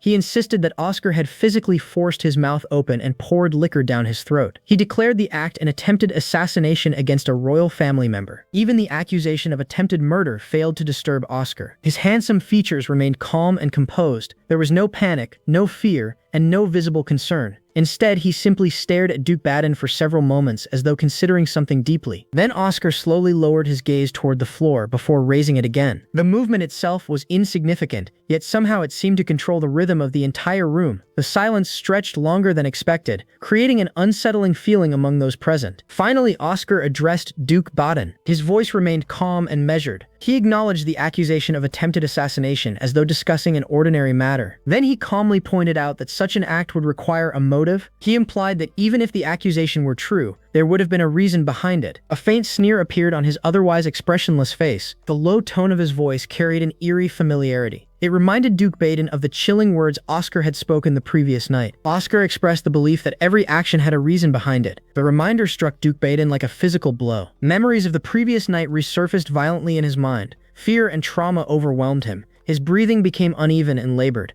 Dizziness overtook him as he staggered backward. His body swayed unsteadily while he struggled to remain standing. Throughout the entire scene, Oscar watched with complete indifference. He neither mocked the Duke nor showed sympathy. Eventually, King Felfie could no longer tolerate the spectacle. His patience snapped. The king roared for the guards to remove Duke Baden immediately. The chamber quickly descended into motion as guards rushed forward and escorted the trembling Duke away. Afterwards, silence returned. The king dismissed all attendants, guards, and servants from the audience chamber. One by one they departed until only the king and Oscar remained. Once they were alone, the king released a long breath. He understood that there were times when problems could no longer be avoided. Sometimes the only path forward was direct confrontation. The king revealed that he was fully aware of Oscar's intentions regarding one of the vaults belonging to the Felfie Bank. He also knew that Oscar had played a major role in placing Duke Baden in the position of bank president. With that knowledge established, the king issued a direct order. He instructed Oscar to stop whatever actions he was currently pursuing. Regardless of what happened, the Felfie Bank would continue operating according to its own principles. The king had prepared himself for resistance. If necessary, he had even been willing to invoke the alliance between the Felfie royal family and the Norfolk royal family. He believed such a move would be unpleasant for Oscar. However, to his surprise, Oscar showed no opposition whatsoever. Without hesitation, Oscar nodded. He acknowledged the king's instructions and stated that he understood them perfectly. Then he slipped a hand inside his jacket. From within, he retrieved a sealed envelope. Oscar approached the steps leading to the throne and carefully placed the envelope near the king's feet before stepping back once more. The king immediately regarded the envelope with suspicion. Every action Oscar took seemed designed to lure people into a trap. An envelope delivered by a man like Oscar could hardly be viewed as innocent. The king understood this perfectly. Yet, despite knowing better, he still found his eyes drifting toward it. Oscar calmly assured the king that there would be no further cause for concern. He also offered a sincere apology for any distress he might have caused. The king demanded to know what was inside the envelope. Oscar simply described it as a token of apology. The answer only deepened the king's suspicion. He declared that he had no intention of opening it and ordered Oscar to take it back. Oscar's response came immediately. If the king did not wish to read it, then he could simply burn it. The king shot Oscar a sharp look. Something about the calmness in Oscar's voice disturbed him. Oscar then offered further advice. He suggested that the king think of the envelope as a message delivered by a crow. Whether the king chose to burn the message or read it, the crow itself would remain unaware of the decision. The information inside could be used or ignored entirely. The choice belonged solely to the king. Oscar's eyes remained cold and emotionless. His voice carried no trace of feeling. The complete indifference in his attitude was almost insulting. The king knew that Oscar would likely respond with the same polite obedience even if ordered to burn the envelope on the spot. That arrogance caused the king's fists to tighten involuntarily. Yet one phrase continued echoing in his mind: the decision to use the information or ignore it. Oscar's complete lack of concern regarding the outcome infuriated him. At the same time, the king realized an uncomfortable truth. The fact that he had not immediately ordered the envelope burned meant that he had already begun playing exactly the game Oscar wanted him to play. Inside the envelope were detailed records. Every page documented corruption committed by Duke Baden during his time as president of the Felfie Bank. For King Felfie, who had long desired to remove the troublesome Duke, the contents represented an opportunity that was nearly impossible to reject. Oscar understood a simple truth. Secrets remain safe only when nobody knew them. The moment Duke Baden betrayed him, the Duke's fate had been sealed. Oscar had never intended to allow him to survive. Soon afterward, Oscar departed from the audience chamber. Outside, Simon had already been waiting. The moment Oscar appeared, Simon immediately fell into step behind him. As they walked away, Oscar lit a cigarette. Smoke drifted through the air while Simon began reviewing the day's schedule. The first appointment involved a meeting with Count Holton in 30 minutes. Another meeting was scheduled approximately 2.5 hours later with the chairman of Titan. While listening, Oscar asked about the captives. The question came between slow puffs of cigarette smoke. Simon moved closer before answering. The captives had not spoken yet. Simon then asked whether Oscar wished to visit them later. Oscar gave a couple of small nods. Meanwhile, they passed through one of the palace's elegant glass corridors and began descending a long staircase. Groups of nobles were gathered throughout the palace. Conversations stopped wherever Oscar passed. Countless eyes followed him. His attractive appearance drew attention as naturally as a magnet attracted metal. Yet despite their curiosity, none of the nobles dared approach him. Oscar ignored every gaze directed toward him. He continued walking toward his carriage without acknowledging anyone. To Oscar, the world was divided into only two categories: things that served a purpose and things that did not. People Objects and even insects were all equal in his eyes if they failed to provide value. After reaching the carriage,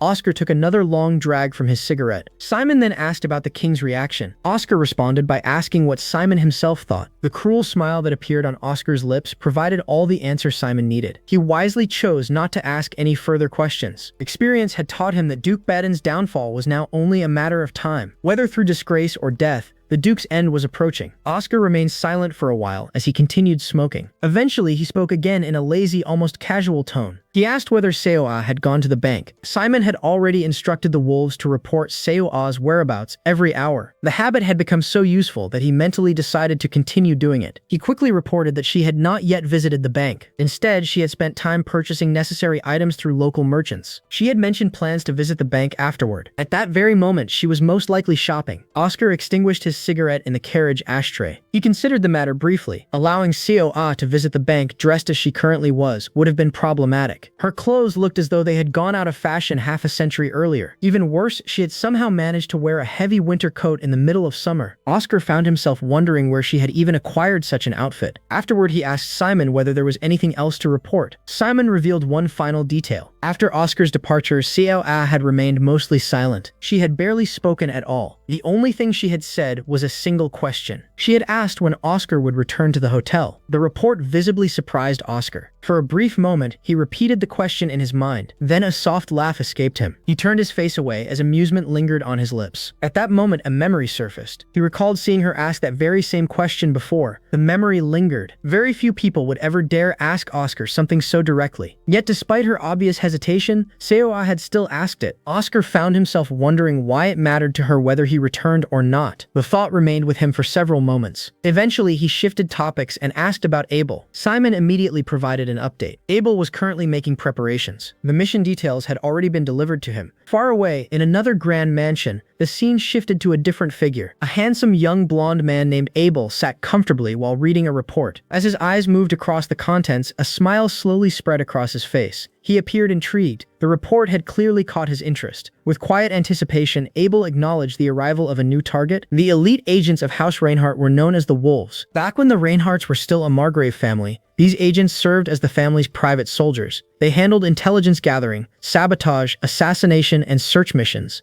As they carried out these dangerous assignments over the years, they gradually evolved from ordinary knights into highly skilled agents. Eventually, they came to be known as the Wolves. After the King of Luxon betrayed them, their loyalty belonged only to the Reinhardts. They no longer served any nation or people. It was widely believed that almost no one even knew the wolves existed, except for a few individuals whose existence had somehow surfaced. As the story shifted to the present, Oscar entered a secluded room together with his bodyguards and his assistant. Inside the room was a naked man who had been tied up and brutally beaten. Oscar's bodyguards had tortured him so severely that very little strength remained in his body. Looking at the miserable state of the prisoner, Oscar silently wondered if that was all that was left of him. He then grabbed the beaten man's face and demanded information about the secret collaborator hiding inside the Luxon Palace. The terrified man was too frightened to answer. Oscar stared at him with a cold, deadly glare. He spoke about the individual who could see the world even with their eyes closed, and demanded to know their identity. The prisoner trembled uncontrollably. He hesitated and struggled to speak. Desperate to survive, he begged for mercy and attempted to negotiate for his life. Before the man could even finish his sentence, Oscar released his face and calmly turned toward his companions. Oscar declared that he had heard enough and ordered them to dispose of the prisoner and bury the body. His guards immediately acknowledged the command and prepared to carry it out. Hearing those words, the prisoner panicked. He screamed in terror and desperately claimed that he had only been following orders from the beta mercenaries. Oscar calmly replied that he was already aware of that fact. At that moment, Oscar's men resumed the beating with even greater brutality. The prisoner's cries echoed throughout the room as he continuously begged for his life. As Oscar walked away, he glanced back at the scene one final time. While observing his men, he reflected on the wolves. Their movements were disciplined. Their faces remained expressionless. Their loyalty was absolute. Those who lacked such loyalty were never called wolves. If they somehow became part of the organization, they were quickly discarded. The wolves possessed only one purpose. Their duty was to remain loyal to the master who had taken them in and raised them. That was all that mattered. No matter what task they were given, they simply followed orders without hesitation. Behind him, the bodyguards continued their merciless assault until the prisoner was killed in an especially brutal manner. Meanwhile, elsewhere in the palace, a blonde-haired man could be seen walking through the corridors.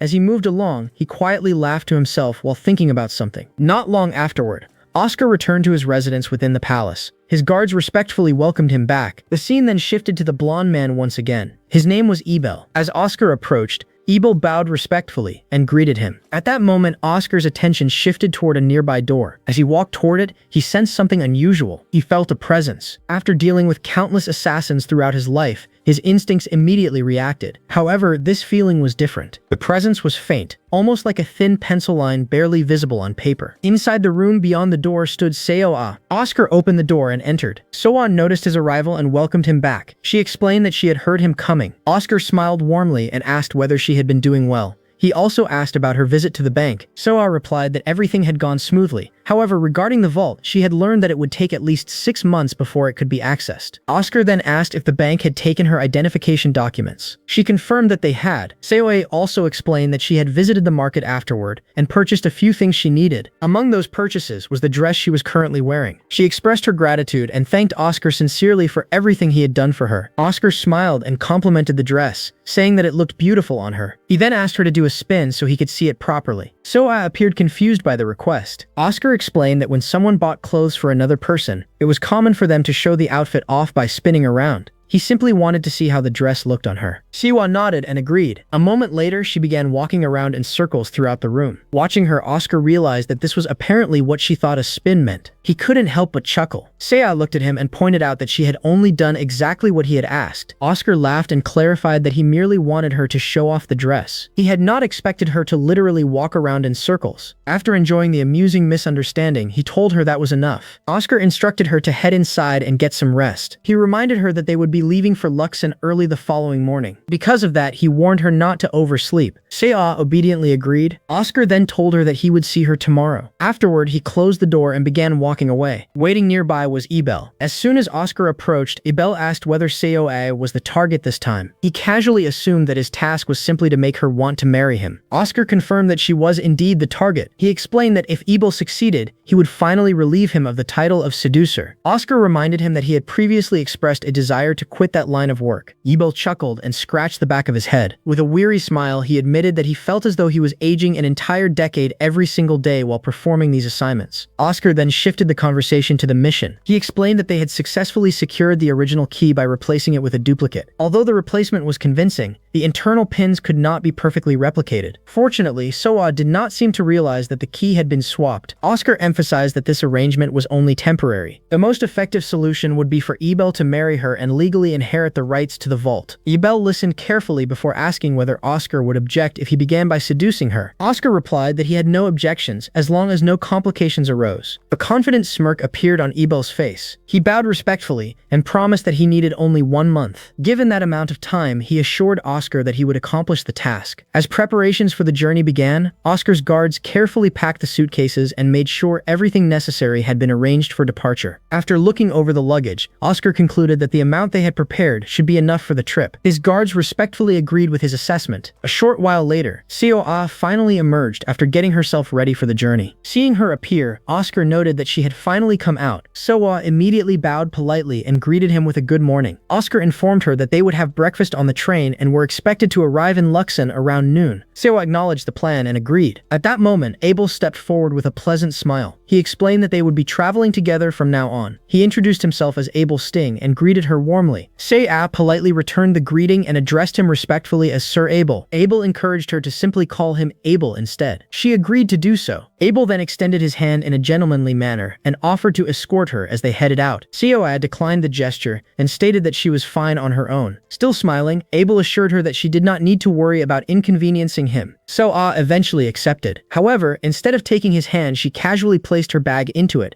thanked him for helping, and immediately walked past him to follow behind Oscar. Abel remained standing in place like a statue, completely caught off guard by what had just happened. Meanwhile, Oscar's guards watched the entire exchange and burst into laughter as they enjoyed Abel's embarrassment. Abel forced out an awkward chuckle and reminded himself that it was only the first attempt. He still had an entire month to seduce her and complete his assignment. While observing the interaction, Oscar silently reflected on Seo-Ah's behavior, She was consistently unpredictable. As they continued their journey, Oscar thought about the origins of the wolves. Since the Wolves of Reinhardt had originally begun as a border-guarding army, their organizational structure closely resembled a military force performing specialized missions. Units dedicated to combat, search operations, intelligence gathering, and transportation worked together seamlessly. The intelligence division itself was divided into mapping teams and spy teams. Each of those branches contained even more specialized groups. Within the spy division, there were operatives specifically trained as honey traps. Soon afterward, the group boarded the train and settled into their seats. As the train began moving, Abel attempted to start another conversation with Seo-Ah. Noticing her jacket, he suggested that she might be feeling warm and encouraged her to remove it. He pointed out that they still had a long journey ahead of them. While this was happening, two of Oscar's guards stood nearby and watched. One of them complained that Abel always seemed to have the easiest assignments. He wondered whether Abel should be paid less than the rest of them. Compared to the others, who dealt with bloodshed and dangerous missions every single day, it seemed unfair that someone who simply relied on his handsome appearance received the same treatment. Simon overheard the complaint and challenged them by asking why they did not try doing Abel's job themselves. The guards awkwardly admitted that they could never imitate Abel's smooth and effortless expressions. Simon pointed out that this was exactly the reason. Even a countess who supposedly loved her husband dearly had appeared completely enchanted by Abel. She had spoken shyly around him and reacted to his smile with obvious affection. According to Simon, 10 out of 10 targets had fallen for Abel's charms. His appeal was carefully crafted. His open shirt subtly revealed his firm and well-built chest. His sleeves naturally slid downward, exposing the shadows of his arm muscles. Combined with his strikingly handsome face and his habit of gazing intently at women sitting across from him, the effect was almost impossible to resist. This was Abel's talent. In his own mind, Abel believed that everything was progressing smoothly. Once a target reached a certain point of interest, he considered the game already over. However, Seo-Ah once again responded in a completely unexpected way. After observing him for a moment, she asked whether she should close the curtains for him. From her perspective, he seemed to be suffering from the heat more than she was. She also admitted that the sunlight was beginning to hurt her eyes. Without waiting for an answer, she decided to close the curtains herself. The windows were covered,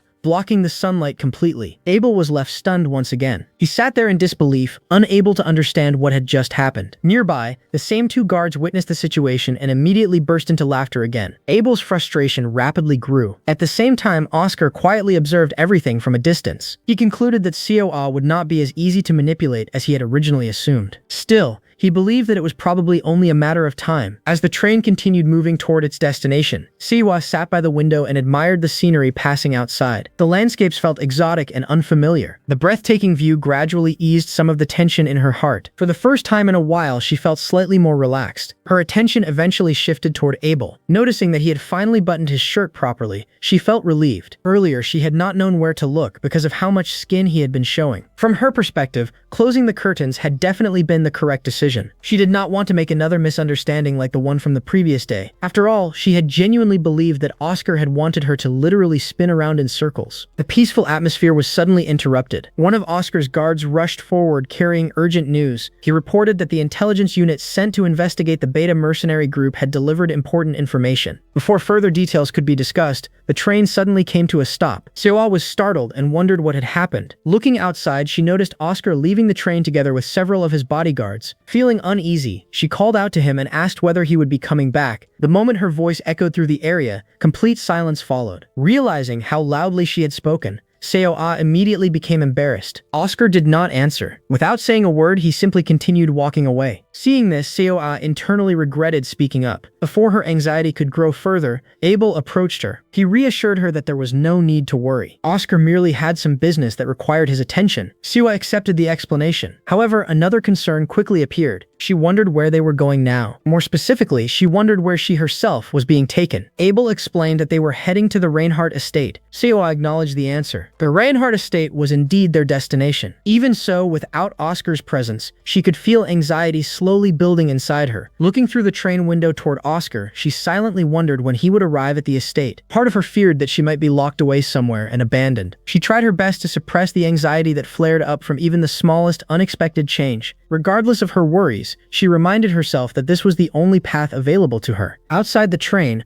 Oscar stood smoking. As he glanced toward the window, his eyes unexpectedly met Seo-Ah's. Caught off guard, Seo-Ah immediately turned her head away in embarrassment. After calming herself, she reminded herself of what Abel had said. Oscar had only stepped away because something had come up temporarily. Eventually, he would come back. With that thought in mind, she tried to ease her worries. Meanwhile, Oscar finally turned away and continued on his mission. As he departed with his bodyguards, the scene shifted toward another location. There, a severely beaten man could be seen being escorted along under heavy guard as Oscar and his men advanced toward what appeared to be an unfolding ambush operation. As Oscar continued investigating the situation surrounding the beta mercenaries, the scene shifted to a captured prisoner. This was the same beaten man whom Oscar's subordinates had previously captured and tortured. The man was in terrible condition. His body was covered in injuries, and he could barely remain conscious after everything he had endured. Standing before him, Oscar received a report from his men regarding the recent operation. According to the report, all of the discovered targets had been captured. The search teams had also recovered the bodies of the fallen members who had participated in the mission. However, not everything had been accounted for. The guards explained that they believed the team leaders had been taken alive by the enemy. Despite extensive searching, those individuals still had not been located. Oscar calmly asked about their chances of survival. The response was grim. The search operation was no longer being conducted with the expectation of rescuing survivors. Instead, they were searching with the goal of recovering remains. The situation was far too severe. It was not just one or two missing agents. For every team member that Oscar had sent into the operation, they had somehow been discovered and eliminated. Hearing the report, Oscar slowly dropped his cigarette to the ground and crushed it beneath his foot. A cold and terrifying expression appeared on his face, his eyes filled with murderous intent. In that moment, Oscar realized what the situation truly meant. Someone was playing a game behind the scenes. Someone had carefully prepared a trap, and that unknown individual was treating Oscar himself as a piece on the board. One of his bodyguards stepped forward and asked for further orders. Oscar immediately issued new commands. He ordered all intelligence gathered by Intelligence Team 32 to be discarded. At the same time, he ordered the search for the two captured agents to be stopped entirely. The beaten prisoner nearby visibly trembled after hearing those words. Meanwhile, Oscar silently reflected on the nature of the wolves. Even when death stared them directly in the face, the wolves never abandoned their orders. They carried out their duties until the very end. Because of that unwavering loyalty, Oscar understood the reality of the situation. Searching for the captured agents now would be pointless. The enemy had already torn a wolf apart and thrown him to the hounds. If they were willing to go that far merely to conceal whatever the king was plotting, then the situation was far more serious than it initially appeared. Oscar reached his conclusion without hesitation. He ordered his men to bring him the head of the beta mercenaries leader within 5 days. Once a hand had been dipped into filth, it could never be reattached cleanly. His subordinates immediately acknowledged the order and vowed to carry it out. While Oscar prepared for retaliation, the story returned to Seo-Ah and Abel. After leaving the train, the two of them transferred to a carriage and continued toward their destination. As the carriage rolled through the city streets, Abel began explaining their surroundings. They had arrived in Vuz, the capital of Luxon. According to him, they would arrive at their destination in approximately 15 minutes. He also acknowledged that switching from the train to a carriage must have been somewhat inconvenient. Seo-Ah politely replied that it had not been a problem at all. Abel seemed pleased by her answer and expressed relief. As the conversation ended, Seo-Ah turned her attention toward the city outside. She was immediately captivated by the scenery. The square they were passing through appeared incredibly grand and magnificent. Everything around her felt impressive and unfamiliar. Meanwhile, Abel continued watching her carefully. Seo-Ah remained focused on the scenery outside the carriage window. Her gaze eventually settled on a large statue standing at the center of the square. At first she wondered whether it depicted the king, then she considered the possibility that it might represent some great national hero. Noticing her curiosity, Abel explained the monument. The statue standing at the center of the square was actually that of the previous marquis. More specifically, it was the statue of Oscar's father. Seo-Ah looked more closely. Now that Abel had mentioned it, she could clearly see the resemblance. The statue and Oscar shared many similar features. Most notably, both possessed the same dark and intense gaze. Her attention then shifted toward a massive building standing behind the statue. She assumed it must be the Reichinhardt estate. However, Abel corrected her. The building she was looking at was actually the royal palace. Hearing this, Seo-Ah quietly reflected on the relationship between Luxon and the Reinhardts. The kingdom of Luxon stood directly beyond the monument. The entire arrangement almost seemed designed to prove that the Reinhardts were the nation's greatest heroes. As the carriage continued forward, the scene shifted elsewhere. Inside the royal palace, the king of Luxon was holding a meeting with Count Jerome. The king began by asking whether Jerome had seen the newspapers that day. Jerome immediately understood what he meant. The headlines were dominated by praise for Reinhardt Steel Company. One newspaper had even referred to it as the Pillar of Luxon. Virtually every major newspaper throughout the kingdom was praising the Reinhardts. At first, the king smiled bitterly. He remarked that, at this rate,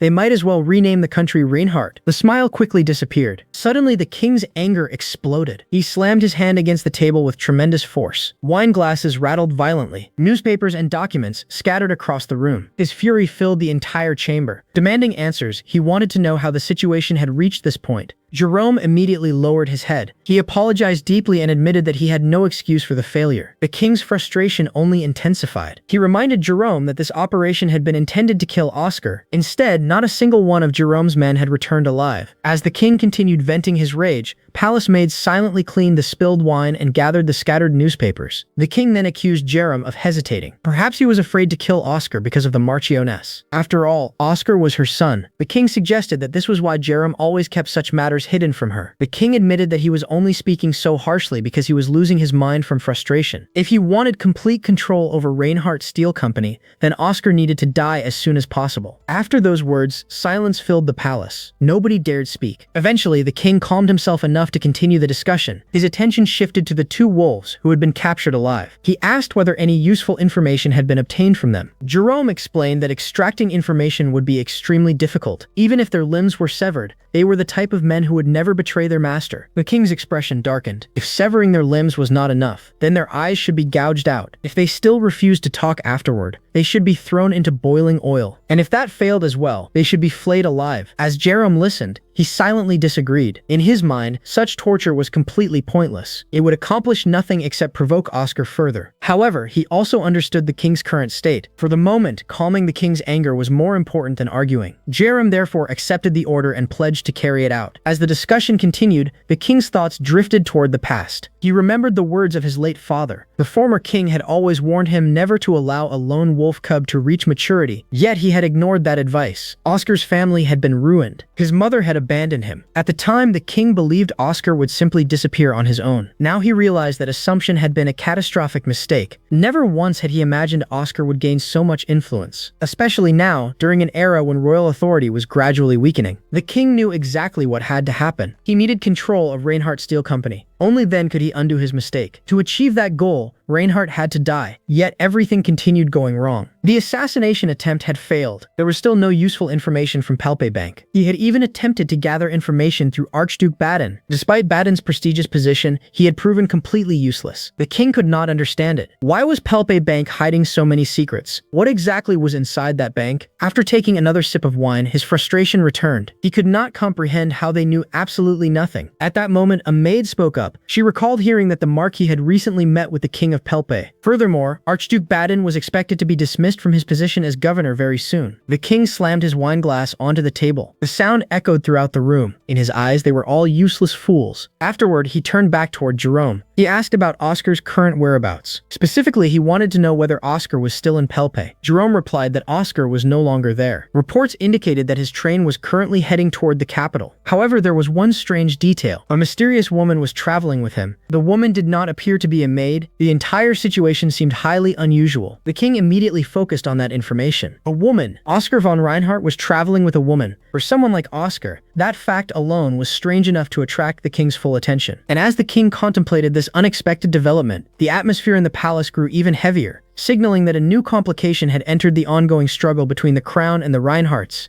As their carriage finally arrived at the Reinhardt estate, Seo-Ah's eyes widened in amazement. The magnificent estate stretched before her like something out of a dream. The vast grounds, elegant architecture, and imposing atmosphere immediately left a strong impression on her. Abel stepped down from the carriage first and courteously offered his hand to help her descend. He welcomed her to the Reinhardt estate with the confidence and charm he always carried. However, Seo-Ah simply turned her face away and politely indicated that she was perfectly capable of getting down on her own. Her immediate refusal caught Abel completely off guard. For a brief moment, he stood there stunned. Once again, he was reminded that Seo-Ah truly refused to give him even the slightest opening. Soon afterward, they began walking toward the grand palace-like residence at the center of the estate. Waiting near the entrance was an elderly woman who greeted them warmly. Seo-Ah responded with equal politeness, expressing her gratitude and returning the greeting respectfully. The elderly woman explained that she had already received word from His Excellency regarding Seo-Ah's arrival. She informed her that her room had been fully prepared and invited her to come inside. As Seo-Ah stepped through the entrance, she was immediately overwhelmed by the sheer size of the interior. The inside of the residence was even larger and more impressive than it appeared from the outside.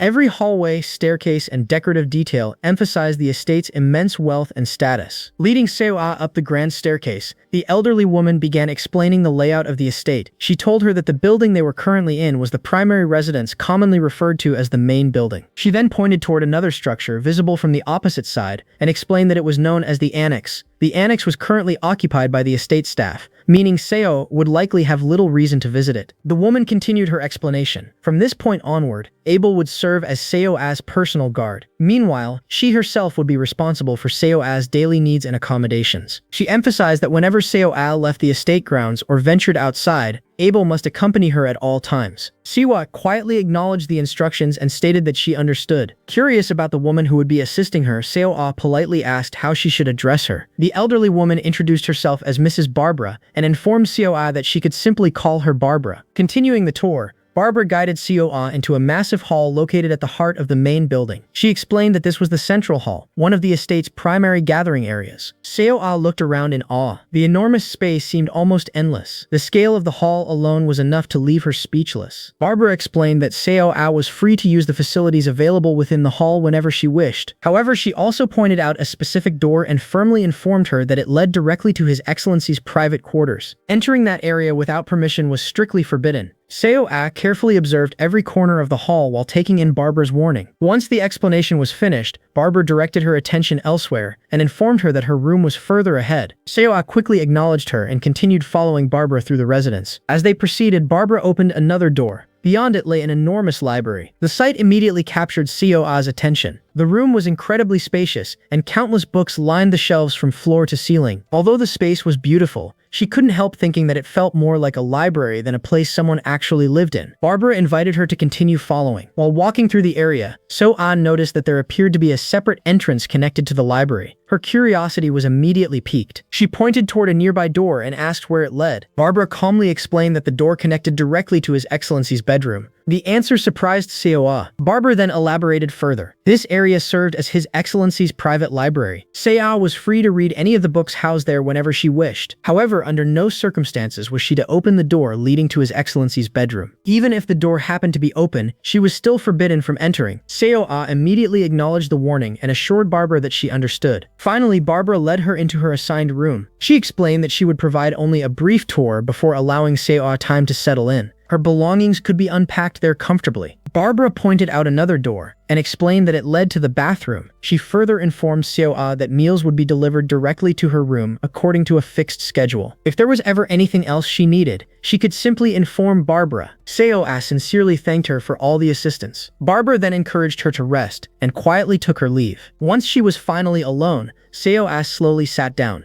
The exhaustion she had been suppressing throughout the journey suddenly washed over her. Surrounded by the overwhelming grandeur of the estate, the reality of her situation finally settled into her heart. Being alone in such a magnificent yet unfamiliar place made her realize just how far away she truly was from home. Memories of her difficult journey resurfaced one after another. She remembered the ship where she had been unable to sleep even for a single moment. She remembered the constant fear of being followed. She remembered that terrible night, and she remembered the man who had seemed as though he had been carved directly from darkness itself. Oscar. Although she would now be monitored, she comforted herself with the thought that she would at least have some freedom to move around. She wanted to believe she could trust the contract she had signed with Oscar. For the moment, that reassurance was enough. She decided that she needed to stop dwelling on the past. Gathering herself, she opened the box that contained the key she had been carrying. As she looked at it, a realization crossed her mind. That long journey had only been the beginning. Meanwhile, elsewhere in the estate, Abel approached Barbara. Addressing her respectfully as his senior, he questioned her about the letter he had sent through a carrier pigeon. He wondered whether she had somehow missed it. Barbara calmly informed him that she had indeed seen the letter. Abel immediately questioned why, if she had received it, she had not assigned Seo-Ah the room next to his. At the very least, he believed a guest room in the annex would have been a more reasonable choice. Barbara quickly dismissed the complaint. She pointed out that no location within the estate would be easier to monitor and protect than the room Seo-Ah had been given. His Excellency's orders remained her highest priority. Oscar had specifically instructed them that they must not lose Seo-Ah under any circumstances. If she had been placed beside Abel or in the annex and something happened to her, neither of them would have escaped the consequences. Barbara then casually reminded Abel about his reputation. A small amused smile crossed her face. She remarked that someone with his reputation should not be complaining about a mission becoming difficult simply because of a room's location. She added that, judging by the situation, he had not even managed to hold Seo-Ah's hand yet. Abel smirked in response. He insisted that such things could not simply be produced instantly like a loaf of bread. In his view, the matter was part of an aesthetic process. People who only knew how to swing swords could never understand such refined methods. He proudly reminded Barbara that he had originally intended to join the combat unit. However, the intelligence division had practically begged him to join them instead. Therefore, hearing such criticism felt somewhat hurtful. Barbara reluctantly admitted that Abel did possess a reasonably attractive face. Still, she pointed out that aesthetics were hardly her specialty. Unimpressed by his excuses, Barbara warned him not to become so distracted by thoughts of holding hands with the woman living next door that he neglected security responsibilities. After all, he was also assigned as Seo-Ah's guard. He needed to conduct himself appropriately. Abel immediately ground his teeth in frustration. Under his breath, he cursed the situation. This was exactly why he wanted to quit the job. The look Seo-Ah kept giving him continued to bother him. She looked at him as though she could not trust someone whose primary specialty was operating as a honey trap. Inwardly, he complained about the combat unit members who always managed to get under his skin, regardless of whether they were young or old. Even so, he ultimately convinced himself that the mission was perfect for him. He was determined to prove everyone wrong. Eventually, he would show them just how attached that woman would become to him. Afterward, Abel asked Barbara for permission to stay inside His Excellency's library. Barbara granted the request without objection. Once permission was secured, Abel entered Oscar's library alone. As he settled inside, his thoughts drifted toward the countless seductions he had carried out throughout his career. From those experiences, he believed he had learned one fundamental truth. Between the heart and the body usually came first. Furthermore, Seo-Ah had been brought into a completely unfamiliar environment. She was undoubtedly frightened and uncertain. Abel reasoned that if he offered her kind words and looked at her with a gentle gaze, she would naturally begin to fall under his charm. In time, she might even come to view him as the only source of comfort and pleasure she could rely upon. Although he remained slightly bothered by how awkward he had been during their encounter on the train, he felt far more confident now. After all, they were no longer surrounded by crowds or confined to a public setting. Now, they occupied the same private space within the estate, giving him plenty of opportunities to put his plans into motion. When the scene shifted to the past incident, Abel was carrying out another assignment in his usual manner. A noblewoman was sharing a private and emotional moment with him while confiding her worries. Abel listened attentively and spoke with a gentle expression. He told her that a certain noble's corruption had been ignored by their count, effectively making the count an accomplice.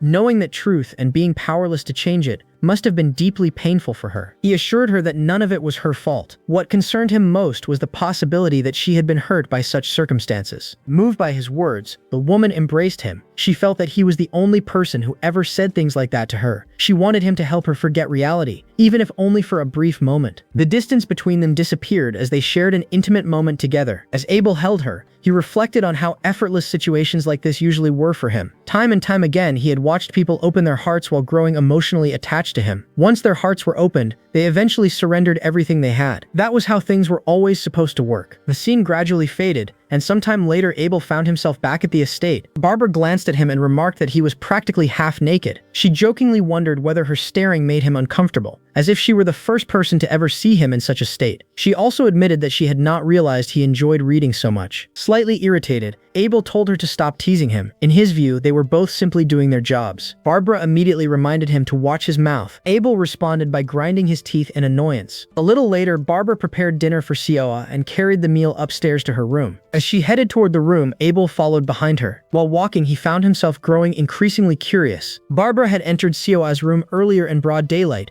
yet everything had remained completely silent ever since. Even after all the noise he had made outside her door, there had not been a single reaction. He could not help wondering what exactly she had been doing the entire time. When Barbara finally opened the door, both of them discovered the answer. Seo-Ah was peacefully asleep. Barbara quietly observed her before noting that she seemed to be sleeping deeply. She instructed Abel to keep his voice down. She also ordered him to button his shirt back up and go get some rest himself. Abel immediately clenched his teeth in frustration. He could hardly believe what he was seeing. This was supposedly the same woman who had been trembling with anxiety not long ago. Yet somehow she was comfortable enough to fall completely asleep in an unfamiliar place. The sight genuinely confused him. Eventually, the night passed. The next morning, warm rays of sunlight slipped through the window and landed softly across Seo-Ah's face. She slowly opened her eyes. The moment she woke up, she realized something unbelievable. She had definitely fallen asleep during the day, yet somehow it was already morning. Not long afterward, Barbara arrived carrying breakfast. Announcing her presence before entering,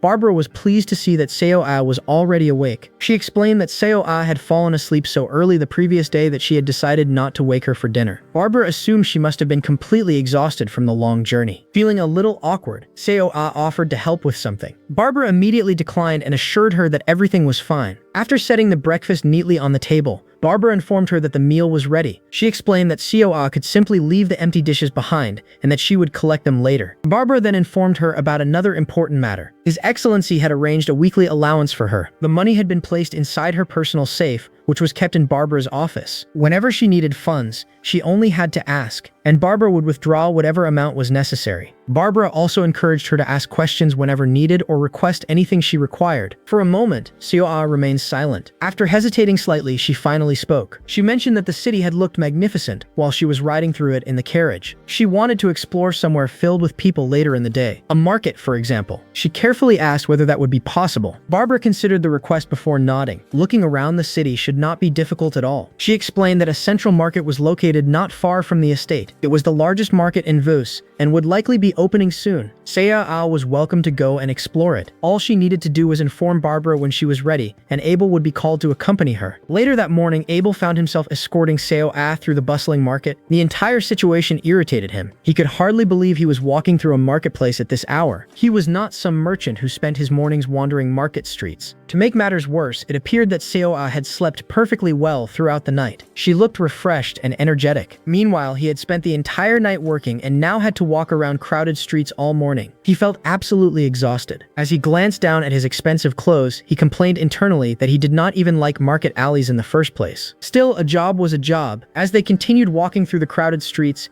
Abel deliberately bumped into Seo-Ah. Pretending it was an accident, he casually warned her to be careful because the market was crowded and chaotic. Once again, he offered his hand. Seo-Ah hesitated before responding. She asked whether refusing to hold hands would be considered rude in this place. The question completely caught Abel off guard. Even so, he forced a smile and calmly explained that it was not rude at all. He claimed that he had only offered his hand because the path looked rough. Seo-Ah nodded in understanding. She assured him that he did not need to worry. She was perfectly capable of walking on her own. Abel silently admitted that she certainly seemed capable. Earlier that morning, when he had been called out before sunrise, he had actually thought accompanying her might not be so bad. The market was notorious for being crowded. At first glance, Seo-Ah appeared inexperienced and unfamiliar with the area. He had assumed she would want to leave the moment they entered. Instead, she surprised him repeatedly. Although she knew nothing about the city itself, she navigated the crowded market exceptionally well. She never stumbled once, despite the uneven ground. She moved as though she possessed eyes on the back of her head. Every cart approaching from behind was effortlessly avoided. Even accounting for some exaggeration, Abel felt that a combat squad specializing in ambushes would probably make more noise than she did. She was strangely quiet, strangely light on her feet. The more he watched her, the more unusual she seemed. As they wandered through the market, a shopkeeper suddenly approached Seo-Ah and enthusiastically placed some food into her hands. The man encouraged her to try one immediately before it became cold. According to him, it was the best sausage available anywhere in the market. He eagerly insisted that it was also very cheap. Then he announced a price of 10,000 kurtha. Abel immediately froze. 10,000? The number sounded ridiculous. He instantly realized that the merchant was trying to overcharge a foreign visitor. Stepping forward, Abel politely questioned whether the price was not a little excessive. The shopkeeper quickly became defensive. He claimed that Abel knew nothing and should go somewhere else. According to him, all the vendors charged similar prices. Without hesitation, Abel took the food from Seo-Ah's hand. A confident smirk appeared on his face as he fixed the merchant with a frightening stare. Slowly, he repeated the quoted price. 10,000 kurtha. Really? The merchant immediately lost his confidence. Stammering nervously, he corrected himself and claimed that he had meant 5 sausages for 10,000 kurtha. Abel remained completely unconvinced. The merchant awkwardly asked whether they were going to buy it or not. If not, they should hurry along. Under Abel's unwavering stare, the shopkeeper quickly backed down and admitted defeat. Abel internally concluded that it had been obvious from the beginning. The merchant had simply been trying to scam a foreigner. There was no chance he was going to let that happen. At that moment, Seo-Ah turned toward him. A small smile appeared on her face. She thanked him sincerely for helping her. The simple gesture caught Abel completely by surprise. For a moment, he could only stare, so she did know how to look someone directly in the eye. And now that he thought about it, this might have been the very first time he had ever seen her smile. The realization left him unexpectedly speechless. A moment later, Abel smiled back at her. He casually told her not to mention it. As they continued through the lively market together, the atmosphere between them felt just a little different than before. After returning from the market, Seo-Ah headed back to the Reichinhardt estate. The long day had left her tired, but she appeared satisfied with everything she had learned and observed. Once inside, Barbara approached her and began carefully arranging and putting away her dress and belongings. Seeing this, Seo-Ah immediately felt a little uncomfortable. She remarked that she could do that herself. However, Barbara gently stopped her and told her not to worry about it. She encouraged Seo-Ah to remain seated and rest instead. While continuing her work, Barbara recalled that Seo-Ah had mentioned wanting to visit the market again the following day. She reminded her that if she needed additional spending money, she only had to ask. Seo-Ah nodded and replied that she understood. Barbara then commented that she believed Seo-Ah still had plenty of money remaining for now. Privately, Barbara found herself thinking that Seo-Ah certainly did. After finishing her task, Barbara informed her that she would begin preparing dinner and quietly left the room. Meanwhile, elsewhere in the estate, Abel looked completely exhausted. Two guards noticed his condition and immediately began whispering among themselves. To them, he looked utterly drained. It was obvious that things were not going according to his plans. Even the backup agents assigned to monitor the situation appeared worn out. All of them looked as though every bit of energy had been sucked out of them. What made the situation even stranger was that the woman they were watching seemed perfectly fine. The guards could not help wondering whether Abel had even managed to hold her hand yet. Not far away, Abel let out a long sigh. Grinding his teeth, he wondered what on earth Seo-Ah was actually doing. She had finally seemed to relax around him a little. For a brief moment, he had even believed they were making progress. As those thoughts crossed his mind, the story shifted back to events from 7 hours earlier at the market. Earlier that day, while wandering through the crowded streets, Seo-Ah had discovered another item she wanted to purchase. The moment she asked about it, the shopkeeper quoted an outrageously high price. Instead of responding herself, Seo-Ah simply looked toward Abel, and the meaning behind that look was immediately clear. Abel stepped forward and began negotiating with the merchant. After a lengthy exchange, he successfully lowered the price to a reasonable and sensible amount before completing the purchase. Once again, Seo-Ah thanked him politely. Abel responded casually and told her not to mention it. Outwardly, he remained calm. Internally, however, he was gritting his teeth. He could not believe what had just happened. It felt as though she had casually used him as a bargaining chip. Before he could dwell on it any further, Seo-Ah called for him again. Instantly, Abel switched expressions and put on his usual charming smile. He politely asked how he could help her. Seo-Ah pointed toward a row of chairs nearby. She asked whether she was allowed to sit there. Abel explained that the location was a cafe. He pointed toward the seating area and clarified that customers were free to sit there as long as they ordered tea, coffee, or dessert. He then asked whether she wanted to go inside. Seo-Ah hesitantly asked whether that would really be acceptable. Abel assured her that it would. At the time, he had no idea what awaited him. Later, he would reflect that if he had known it was another trap, he would have done absolutely everything possible to stop her from entering that cafe. Soon, Seo-Ah's coffee and dessert arrived at the table. Abel assumed she simply wanted a short break. In his mind, she would probably leave after resting for a few minutes. Unfortunately for him, that assumption turned out to be completely wrong. 1 hour passed, then another.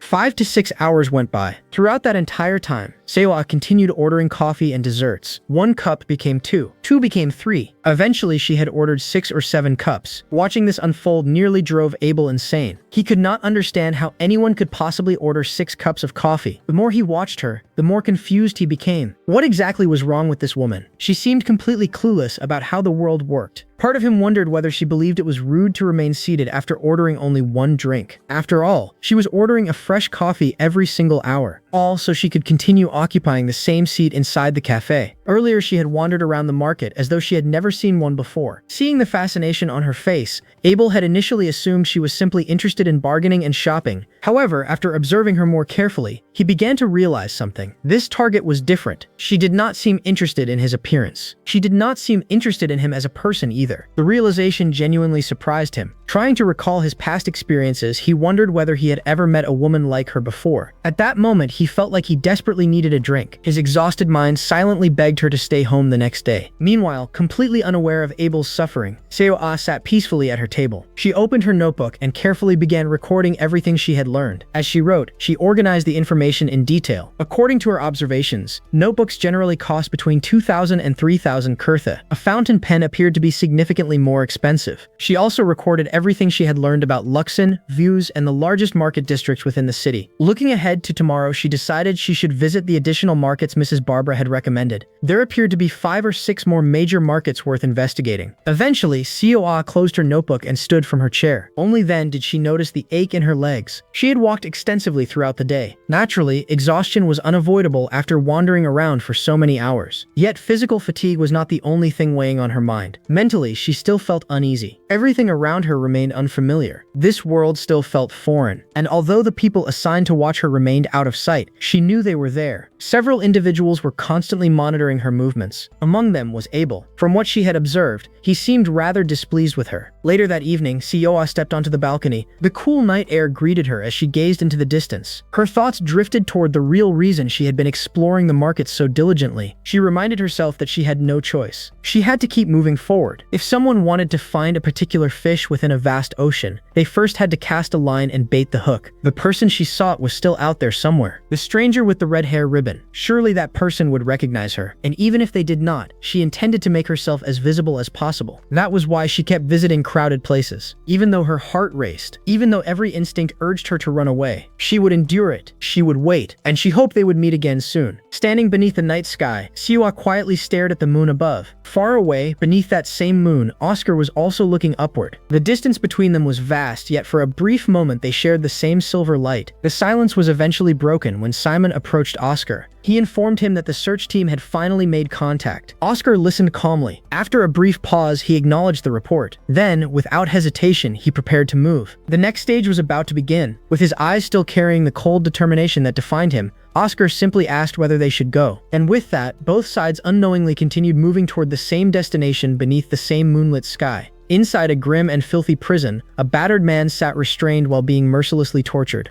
Nearby, a bald mercenary leader casually discussed the state of the world with Oscar's captured subordinates. In his view, society had changed dramatically. Wealth now carried more value than status, and a rich commoner stood far above a penniless noble. He believed that anyone who wanted to survive these rapidly changing times had to rise to the level of the elite beta mercenaries. To him, the ordinary mercenary title had become worthless, especially now that their organization handled only the king's personal requests. As he spoke, the bald leader suddenly drove his elbow into the stomach of a nearby guard. His face twisted with disgust as he looked around the room. The prison's condition infuriated him. The stench of rotting flesh filled the air so heavily that it nearly made him sick. The frightened guard immediately apologized. Still irritated, the bald leader demanded an update regarding the prisoners. He wanted to know whether they had extracted any information. He specifically needed to learn how many agents were working under Oscar von Reichinhardt and where those agents were hiding. Unfortunately, the report was disappointing. The guard explained that they had tried every possible torture method, yet the prisoners had remained silent until the very end. Even after being beaten and mutilated beyond recognition, not a single useful piece of information had been obtained. The bald leader let out an exhausted sigh. The failure frustrated him deeply. This mission had been ordered directly by the King of Luxon himself, and now he had absolutely nothing to show for it. Knowing that the situation was spiraling out of control, he decided to report the failure to his superior. Before leaving, he instructed the guards to keep a close watch over the prisoners. The guards immediately acknowledged the order. As he walked away, anxiety filled his mind. The prisoners were already half dead and could no longer endure additional torture. The mission had become a complete disaster. He knew his superior would be furious once he heard the results. Soon afterward, the bald leader arrived at his superior's office. He knocked on the door and waited. No answer came. Confused, he knocked again. Still, there was only silence. Finding the situation strange, he slowly opened the door himself. The moment he stepped inside, his entire body froze. A horrifying sight awaited him. His superior was dead. A knife had been driven directly into the man's head, killing him instantly. Shock and terror overwhelmed him. Then, before he could even process what he was seeing, screams echoed from somewhere above. His attention immediately shifted upstairs. At first, he wondered if a fight had broken out. However, the sounds felt wrong. This wasn't the noise of people fighting. This was something far worse. Without wasting another second, he gathered several subordinates and rushed upstairs. What he found there left him speechless. A massacre was underway. Bodies littered the area. His men were being slaughtered mercilessly, and the ones carrying out the slaughter were the wolves. The elite forces, serving Marquis Oscar von Reinhardt. The moment he spotted Oscar himself, his heart nearly stopped. Oscar von Reinhardt had personally arrived. The bald leader could hardly believe the audacity of the man. Oscar had walked directly into their stronghold without fear. Panicking, the bald leader screamed for his men to stop standing around and kill Oscar immediately. Yet his subordinates hesitated. Fear had already taken hold of them. Oscar moved first. He grabbed one man by the face and smashed him violently into the ground. Another attacker charged from behind. Oscar seized him by the collar, slammed him down, and rained brutal punches upon him. Watching the scene unfold, the bald leader became increasingly terrified. Nothing about the situation made sense. His forces completely outnumbered Oscar's group, yet they were being overwhelmed. Oscar and his men had entered bare-handed. Despite that, they were crushing everyone. The defeat wasn't merely severe, it was absolute. It was merciless. One by one, his men were destroyed. Oscar then kicked another opponent directly in the chest, sending him flying before continuing his ruthless assault. Blood sprayed from the victim's mouth. Pain consumed him. Desperation replaced his courage. The bald leader collapsed and began begging for his life. Oscar showed no sympathy. He demanded information. If the man wanted any chance of survival, he needed to think very carefully. Oscar wanted to know who had discovered the existence of his spies. Terrified, the bald leader finally spoke. The information had not come from within Oscar's organization. The order had come directly from the royal palace. Oscar calmly stated that he already knew about the king's involvement. What he wanted was the identity of the person inside the palace. The bald leader froze. Before the man could answer, Oscar smirked. He referred to the individual as the one who could see the world even with closed eyes. The implication was obvious. There was no need to waste time dwelling on such an obvious answer. The bald leader immediately understood. His fear deepened. Moments later, Oscar killed him as well. The massacre eventually came to an end. Afterward, one of Oscar's guards approached with additional information. When their search party had arrived earlier, the enemy boss had already been dead. Oscar immediately asked whether anything useful had been recovered. The guard reported that whoever had killed the man had also taken every important document before leaving. Oscar absorbed the information without much reaction. He then asked about casualties on their side. The answer was grim. Any surviving allies they had found were already beyond saving. Oscar ordered the remaining survivors to be locked up and treated exactly the same way as everyone else. With the operation complete, Oscar finally stepped outside. Blood stained his clothing and hands. Calmly, he wiped the blood away, adjusted his hair, and straightened his suit as though nothing unusual had happened. Then he turned towards Simon. Oscar remembered that Simon had mentioned a report arriving earlier. Simon immediately handed him a letter. The document contained translated identification papers along with Abel's latest report. As Oscar accepted it, he realized nearly 5 days had passed since the last update. That was more than enough time for significant developments. He expected the report to contain a lengthy account. Perhaps it would include marriage plans. Perhaps it would reveal intimate details. Perhaps it would explain exactly how she had fallen for him. Curious, Oscar began reading. What he found was completely unexpected. The report detailed sightseeing around local markets. It mentioned candy, coffee, pancakes, and various other ordinary activities. Then Oscar noticed the amount of money Abel had spent. Only 5,200 kurtha. Oscar stared at the number. That was all Abel had spent. Simon commented that Abel appeared to be struggling quite a bit. Oscar agreed. He imagined Abel was probably extremely frustrated as well. Even the handwriting reflected it. The writing looked rough, heavy, and uneven. Every stroke practically radiated irritation. The realization finally made Oscar burst into laughter. A good-natured laugh escaped him. There truly was no need to dwell on obvious facts. However, despite being obvious, the situation also represented an entirely new development. Oscar had always considered the girl unusual, yet this latest revelation pushed things to another level entirely. What he was reading felt ridiculous, absurd even, and at the same time it was undeniably fascinating. Simon continued reading through the letter and shared his findings with Oscar. According to the information he had uncovered, the name Seo-Ah carried a very unusual meaning. The word Seo meant to forgive, while Ah meant to love. Together, the name essentially meant to forgive and love. Simon explained that this meaning was especially unusual considering Seo-Ah's status. The identification papers they possessed were official documents issued by Dangguk. Based on his investigation, Seo-Ah was believed to belong to a collateral branch of a well-known family in Dangguk. Furthermore, there appeared to be no problems or inconsistencies with her identification papers. However, Siwon pointed out one detail that continued to bother him. Dangguk was known for having exceptionally strict naming customs. Their traditions were so strict that children were often given separate real names and childhood names. Within noble families, it was extremely rare for a child to be given a name carrying the meaning to forgive. Oscar quietly repeated Seo-Ah's name to himself and reflected on its meaning. To him, it basically meant to forgive and love. The more he thought about it, the stranger it seemed. Yet Oscar realized that the unusual name was not the only strange thing surrounding her. Lately, a mysterious voice had been echoing in his mind. It was a voice he had never heard before, and it constantly repeated the same words. The voice kept asking if he was coming. To Oscar, the words felt less like an invitation and more like the lingering call of someone left behind, reaching out to someone who had already departed. After dwelling on the thought for a moment, Oscar decided to dismiss it. He told Simon that it did not matter. As long as Pelpe Bank did not raise any concerns about Seo-Ah's unusual name, there was no problem. That would be especially true if Abel Sting eventually married her. The scene then shifted to Seo-Ah herself. Seo-Ah recalled something her grandfather used to say whenever he watched peddlers traveling from place to place. He would always speak about the incredible adaptability of human beings. According to him, no animal in the world adapted to its environment as effectively as humans. Birds migrated thousands of miles across changing seasons. Bears slept through the harsh winter months in order to survive. Humans, however, adapted themselves to whatever environment they found themselves in. A week had already passed since Seo-Ah began living at Oscar's mansion. Just like her grandfather had described, she slowly found herself adapting to her new surroundings. Still, life in the mansion remained lonely. Apart from Mrs. Barbara and Abel, nobody spoke to her or even approached her. Even Mrs. Barbara only interacted with her when absolutely necessary. The two never shared any personal conversations. If there was one unusual thing Seo-Ah noticed, it was that her meal portions seemed to be gradually increasing day after day. However, that was not her real concern. The true challenge she faced existed elsewhere. Soon afterward, Seo-Ah stood quietly on a balcony, lost in thought. At that moment, Abel arrived. In Seo-Ah's mind, Abel himself was the biggest problem she had to deal with.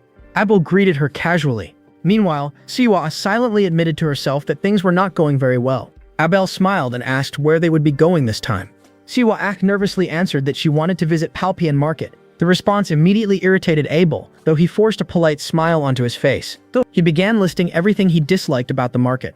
According to him, Palpian Market was dirty, cramped, crowded, and dangerous. It was filled with vagrants and homeless people. The goods sold there were cheap and unreliable.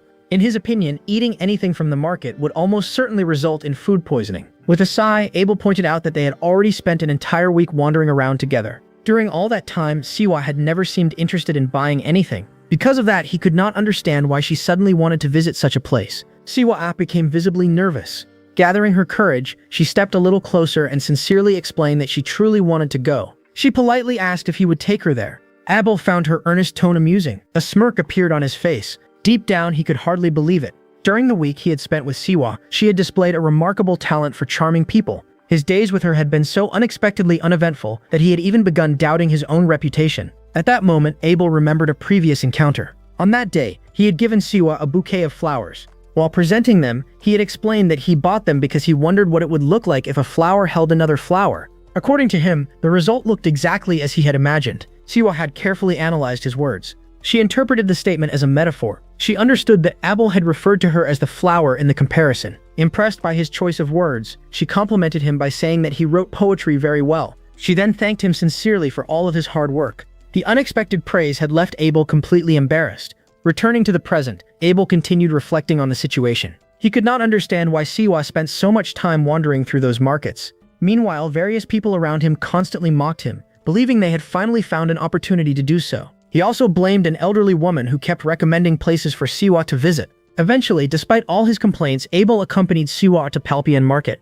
As they entered the bustling marketplace, Abel's mood worsened even further. To him, the entire day felt miserable. He thought that coming all the way to such a place was unbearable. The market had not changed at all since the last time he saw it. Once again, he found himself questioning that old woman and her endless recommendations. He jokingly wondered whether she was possessed by some kind of market-obsessed ghost. No matter how much he thought about it, he simply could not understand the situation. As he glanced towards Seo-Ah, he noticed that she appeared even more troubled than before. Meanwhile, Seo-Ah looked around the market with curiosity. Soon, a particular building caught her attention. She immediately thought that it was a very unique structure. In her experience, a place like this would usually contain a cathedral. Interested, she began moving toward the building. Before she could get very far, a young child suddenly approached her. The child held out a flower and tried to sell it. The child explained that the flower cost 1,000 kurthe and politely asked her to buy it. Seo-Ah gently replied that she did not need any flowers. The child persisted and told her that the flower was as beautiful as she was. The child once again pleaded for her to purchase it. Almost immediately, several more children rushed toward her, carrying flowers of their own. Each child eagerly tried to convince her to buy theirs instead. Some insisted that their flowers were prettier than the others. The crowd of children quickly surrounded her. Caught completely off guard, Seo-Ah became flustered. Trying to maintain order, she asked them to slow down and approach one at a time. The children happily thanked her as they continued gathering around her with their flowers. Abel suddenly arrived at the scene and angrily confronted all the children gathered there. His fierce presence immediately frightened them. The children quickly began leaving, muttering complaints among themselves. Some grumbled that the entire effort had been a complete waste of time, while others remarked that at least they had managed to sell their flowers. Within moments, the children scattered in different directions and disappeared from the area. Abel then turned his gaze towards Seo-Ah. Looking at her in disbelief, he could only think about how unbelievable she truly was. He could not understand why she would ever buy such things in the first place. He questioned whether she had actually paid money for all of those flowers. A smug smile appeared on his face as he wondered if she had been planning to give them to him. However, he immediately dismissed the idea. He could not stand those flowers and had no intention of accepting them. In his view, accepting such an obvious source of bad luck was completely out of the question. Seo-Ah was confused by his reaction and wanted to understand what he meant by calling them bad luck. Abel then revealed the truth. He explained that the flowers had been stolen from a graveyard. They had been taken from the dead. The shocking revelation immediately drained the color from Seo-Ah's face. Fear and shock spread across her expression. Seeing her reaction, Abel felt a strange sense of satisfaction. For the first time, the woman who had remained completely impassive until now appeared genuinely shaken. Her face slowly lost all color as the reality of the situation sank in. Abel believed that she finally understood what happened when someone wandered into a place like this without knowing anything. Perhaps it was because she had dragged him through such an exhausting nightmare all day, but he found her frightened expression surprisingly amusing. Earlier, he had planned to settle matters before his grace arrived that day. He had even considered dealing with questions of temptation and seduction. However, he no longer cared about any of that. At that moment, he simply concluded that she was exactly the kind of woman who would willingly pay money for flowers stolen from a graveyard. As the day came to an end, night slowly fell over the capital. The scene then shifted to a magnificent palace where a grand celebration was underway. The palace was filled with countless distinguished guests. Influential nobles from across the kingdom had gathered for the occasion. Luxurious decorations adorned every corner of the hall.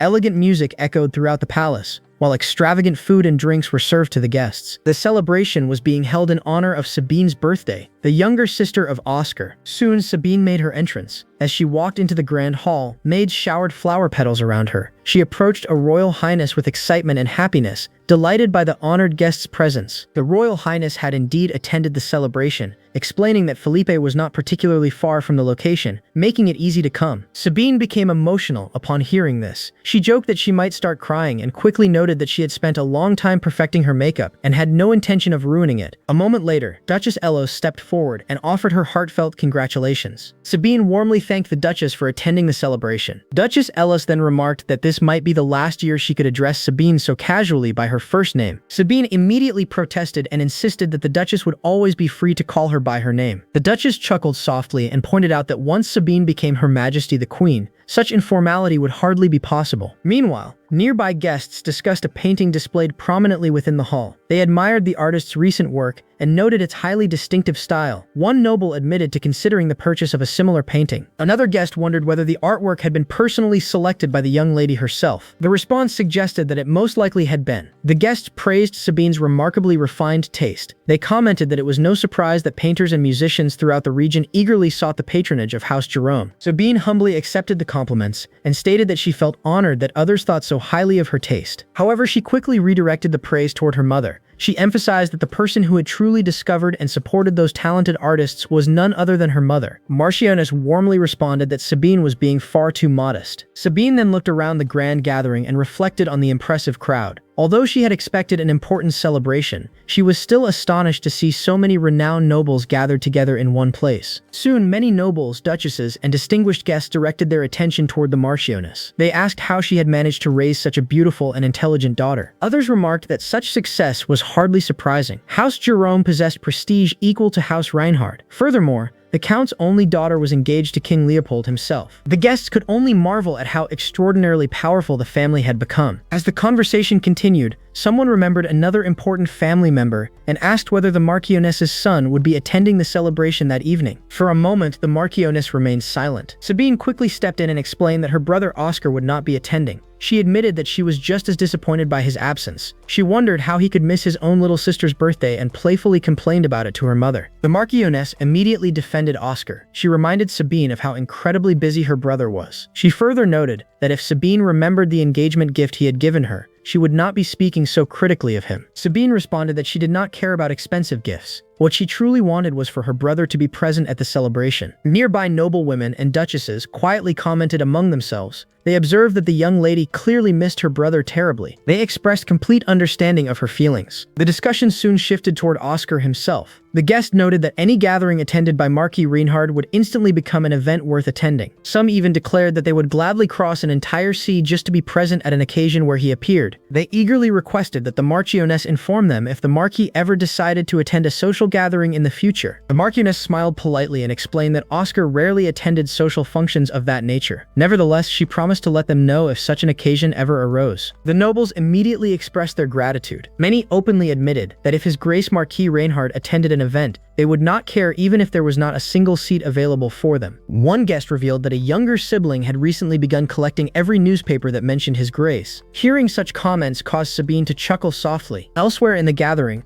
another group of nobles discussed the Marchioness herself. They observed that she remained as beautiful as ever. For years, she had been known as the most beautiful woman in all of Norfolk. At the same time, they quietly discussed her long relationship with Count Jerome. They pointed out that the two had even had Sabine together, yet they had never officially married. Some speculated that the reason was simple. The Marchioness likely wished to retain the Reinhardt name, a name belonging to the greatest house on the continent of Norfolk. The conversation was interrupted when the Marchioness approached Sabine with important news. She informed her daughter that a gift sent by His Majesty had finally arrived. The gift was so large that it could not be brought inside immediately. Because of its enormous size, Sabine's father had personally gone outside to receive it. Hearing this, Sabine immediately focused on the mention of her father. At that very moment, outside the palace, a butler stood waiting near the entrance. Through the darkness, a mysterious figure approached while wearing a cloak. As the figure came closer, the butler formally announced the arrival of an unexpected guest. The Marquis Reinhardt had just arrived in the capital. Duke was left in complete disbelief after witnessing the unbelievable outcome. He could not believe that one man had wiped out the entire Beta mercenary corps in such a short amount of time. The hooded man remained completely calm.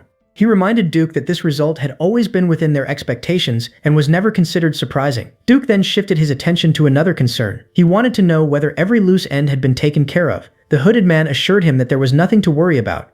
Before the mysterious man had arrived, they had already killed the leader of the mercenary corps and successfully recovered every important document. Nothing valuable had been left behind. Hearing this, Duke remarked that the mercenaries had been greedy bastards, but despite their greed, they had still managed to complete the job they had been hired to do. He then concluded that they would simply have to recruit another group of capable people to replace the ones they had lost. Even so, Duke smiled with satisfaction and praised the hooded man for carrying out the mission successfully. As a reward for his efforts, he invited him to stay and enjoy a meal before leaving. The hooded man smiled in return but politely declined the invitation. He explained that too many guests had been invited to the gathering. Since some of them had not been properly vetted, he advised Duke to remain cautious around everyone present. He also promised that if anything important came up, he would share the information immediately. With those final words, the hooded man quietly departed. Duke remained standing there in complete silence, lost in his thoughts. A few moments later, Sabine happily ran toward her father after spotting him outside. Her attention was immediately captured by the magnificent birthday present waiting nearby. The moment she saw it, she froze in complete shock and amazement. Standing before her was a magnificent Akalteke horse, one of the finest and most prized horse breeds. Overwhelmed with excitement, Sabine realized that the horse had been sent as a gift from His Majesty. She explained that she had heard her father had been taking care of the horse outside because such a valuable animal had been too difficult to bring inside the mansion. That was why she had come outside herself to see it. She admitted that she had never truly believed His Majesty would actually give such an extraordinary gift to her. Watching Sabine's joyful reaction filled both her mother and her father with happiness. Duke gently stepped closer to his daughter, kissed her forehead with affection, and wished her a happy birthday. Sabine smiled brightly and sincerely thanked her father for the wonderful gift. As Duke looked at his daughter, his thoughts slowly drifted toward Charlotte. Sabine's appearance reminded him so much of Charlotte. To him, Charlotte had always been the most beautiful woman in the entire world. she was also a woman whose heart could only be satisfied after everyone had fallen completely under her control. Yet despite everything, she had never become his wife. Those memories stirred painful emotions inside him. He silently reflected on how much anger was still hidden beneath Charlotte's beauty. He longed for the day when that anger would finally disappear.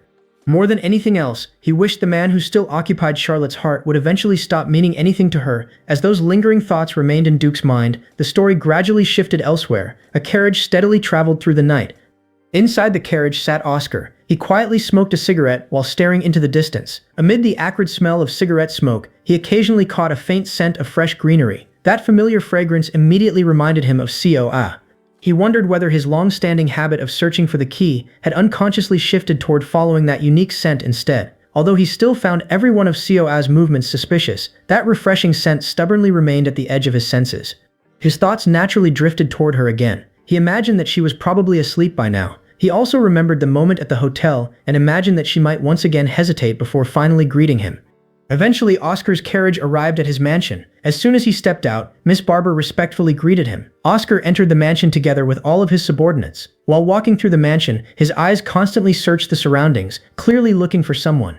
Noticing this, Miss Barber informed him that Abel had not returned yet. Oscar calmly accepted the information. Since the backup team had not reported anything unusual, he believed there was probably no reason to worry. According to every report they had gathered, Seo-Ah normally returned home at 6 in the evening and went to bed before 10 every night. Meanwhile, several guards casually joked among themselves. They commented that Abel usually dragged himself back looking completely exhausted the moment the clock struck 6. However, for some strange reason, nobody had heard anything from him that day. The guards teasingly suggested that the two of them had probably rented a room somewhere. They joked that Abel and Seo-Ah were likely enthusiastically bouncing on a bed together at that very moment. One of them even reminded the others that he had promised to clear Abel's reputation as a gold digger if he actually managed to succeed. Still smoking his cigarette, Oscar dryly remarked that he wondered whether he would really have to keep that promise. After thinking for a moment, he simply decided that whatever happened was fine. Oscar then began walking upstairs while continuing his conversation with Miss Barbara. He explained that based on everything they had observed inside the mansion, nothing particularly suspicious had happened so far. Barbara informed him that she had specifically instructed Seo-Ah never to open the connecting door between the study and his Grace's bedroom. She also confirmed that Seo-Ah had not even touched the door handle. Barbara further explained that Seo-Ah's daily routine had remained perfectly consistent the entire time. Hearing this, Oscar quietly realized that today was the only exception. He became curious about what kind of expression Seo-Ah was wearing at that very moment. Just then, Abel finally arrived at the mansion together with Seo-Ah. The moment they entered, Abel loudly called out to Miss Barbara. Barbara was still upstairs with Oscar. After hearing Abel's voice, she informed Oscar that Abel seemed to have finally arrived and that she would go downstairs to check. The moment Barbara came downstairs, Seo-Ah urgently called out to her. She desperately asked Barbara to bring some salt. She immediately corrected herself and requested not just a little salt, but a large. Oscar was visibly surprised by such an unusual request. Barbara was equally shocked. She asked whether Seo-Ah was truly certain that she wanted salt. Seo-Ah firmly confirmed that she did. Barbara quickly brought the salt to her. Seo-Ah sincerely thanked her. Without hesitation, Seo-Ah began sprinkling the salt all over Abel. While doing so, she apologized for everything that had happened that day. She explained that she had heard nothing was better than salt for driving away bad luck. Abel immediately began trembling with rage. His expression gradually became cold, dark, and filled with anger as the salt continued falling onto him. The maid standing nearby watched the strange scene in complete shock. Barbara also found herself utterly confused. She silently wondered why Seo-Ah had chosen salt to chase away bad luck. Feeling nervous and flustered under Abel's terrifying gaze, Seo-Ah timidly asked him to endure it for just a little longer. Watching the entire scene unfold before him, Oscar suddenly burst into loud laughter. Both Abel and Seo-Ah immediately turned their eyes toward him. As he laughed uncontrollably, Oscar silently wondered how a girl like Seo-Ah had ended up becoming the key. He found the situation strangely amusing. He realized that this woman had an incredible ability to make his mind go completely blank. After calming himself, Oscar looked directly at Seo-Ah. He asked how she had been. Seo-Ah stood there, wearing a worried and vulnerable expression. Her wide, glossy eyes reflected quiet anxiety. Her slightly parted lips betrayed her nervousness. At the same time, she tightly clutched the container in her hands, as though it was the only thing keeping her calm. The next scene opens on a quiet mountain cemetery as evening settles over the landscape. Surrounded by countless gravestones, Seo-Ah kneels before a grave, gently touching the dried flowers resting on the ground. She reflects on the stolen flowers, believing they should be returned to where they truly belonged. Standing nearby is Abel, whose patience has already worn thin. Watching her in disbelief, he cannot help but think that her determination is almost unbelievable. He had expected his plan for revenge to leave her miserable, yet instead of giving up, she had come all the way to a remote cemetery. Growing increasingly sarcastic, Abel mockingly encourages her to continue laying flowers or planting them, convinced that the ghosts themselves must be waiting to receive such offerings. Rather than reacting negatively, Seo-Ah simply accepts his remarks as encouragement. She politely offers him her handkerchief and asks him to sit down and wait for a while.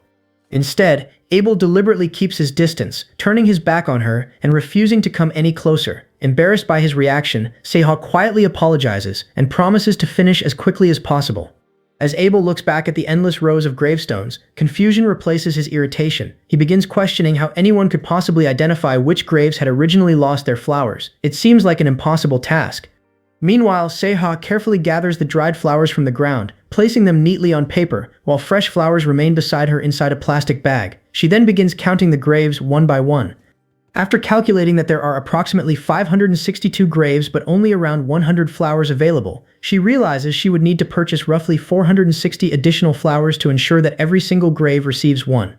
Hearing her calculation, Abel is completely stunned. Only then does he realize that Seo-Ah truly intends to place flowers on every grave in the cemetery without exception. Time passes, and by the time the task is finally completed, they return to the Duke's mansion.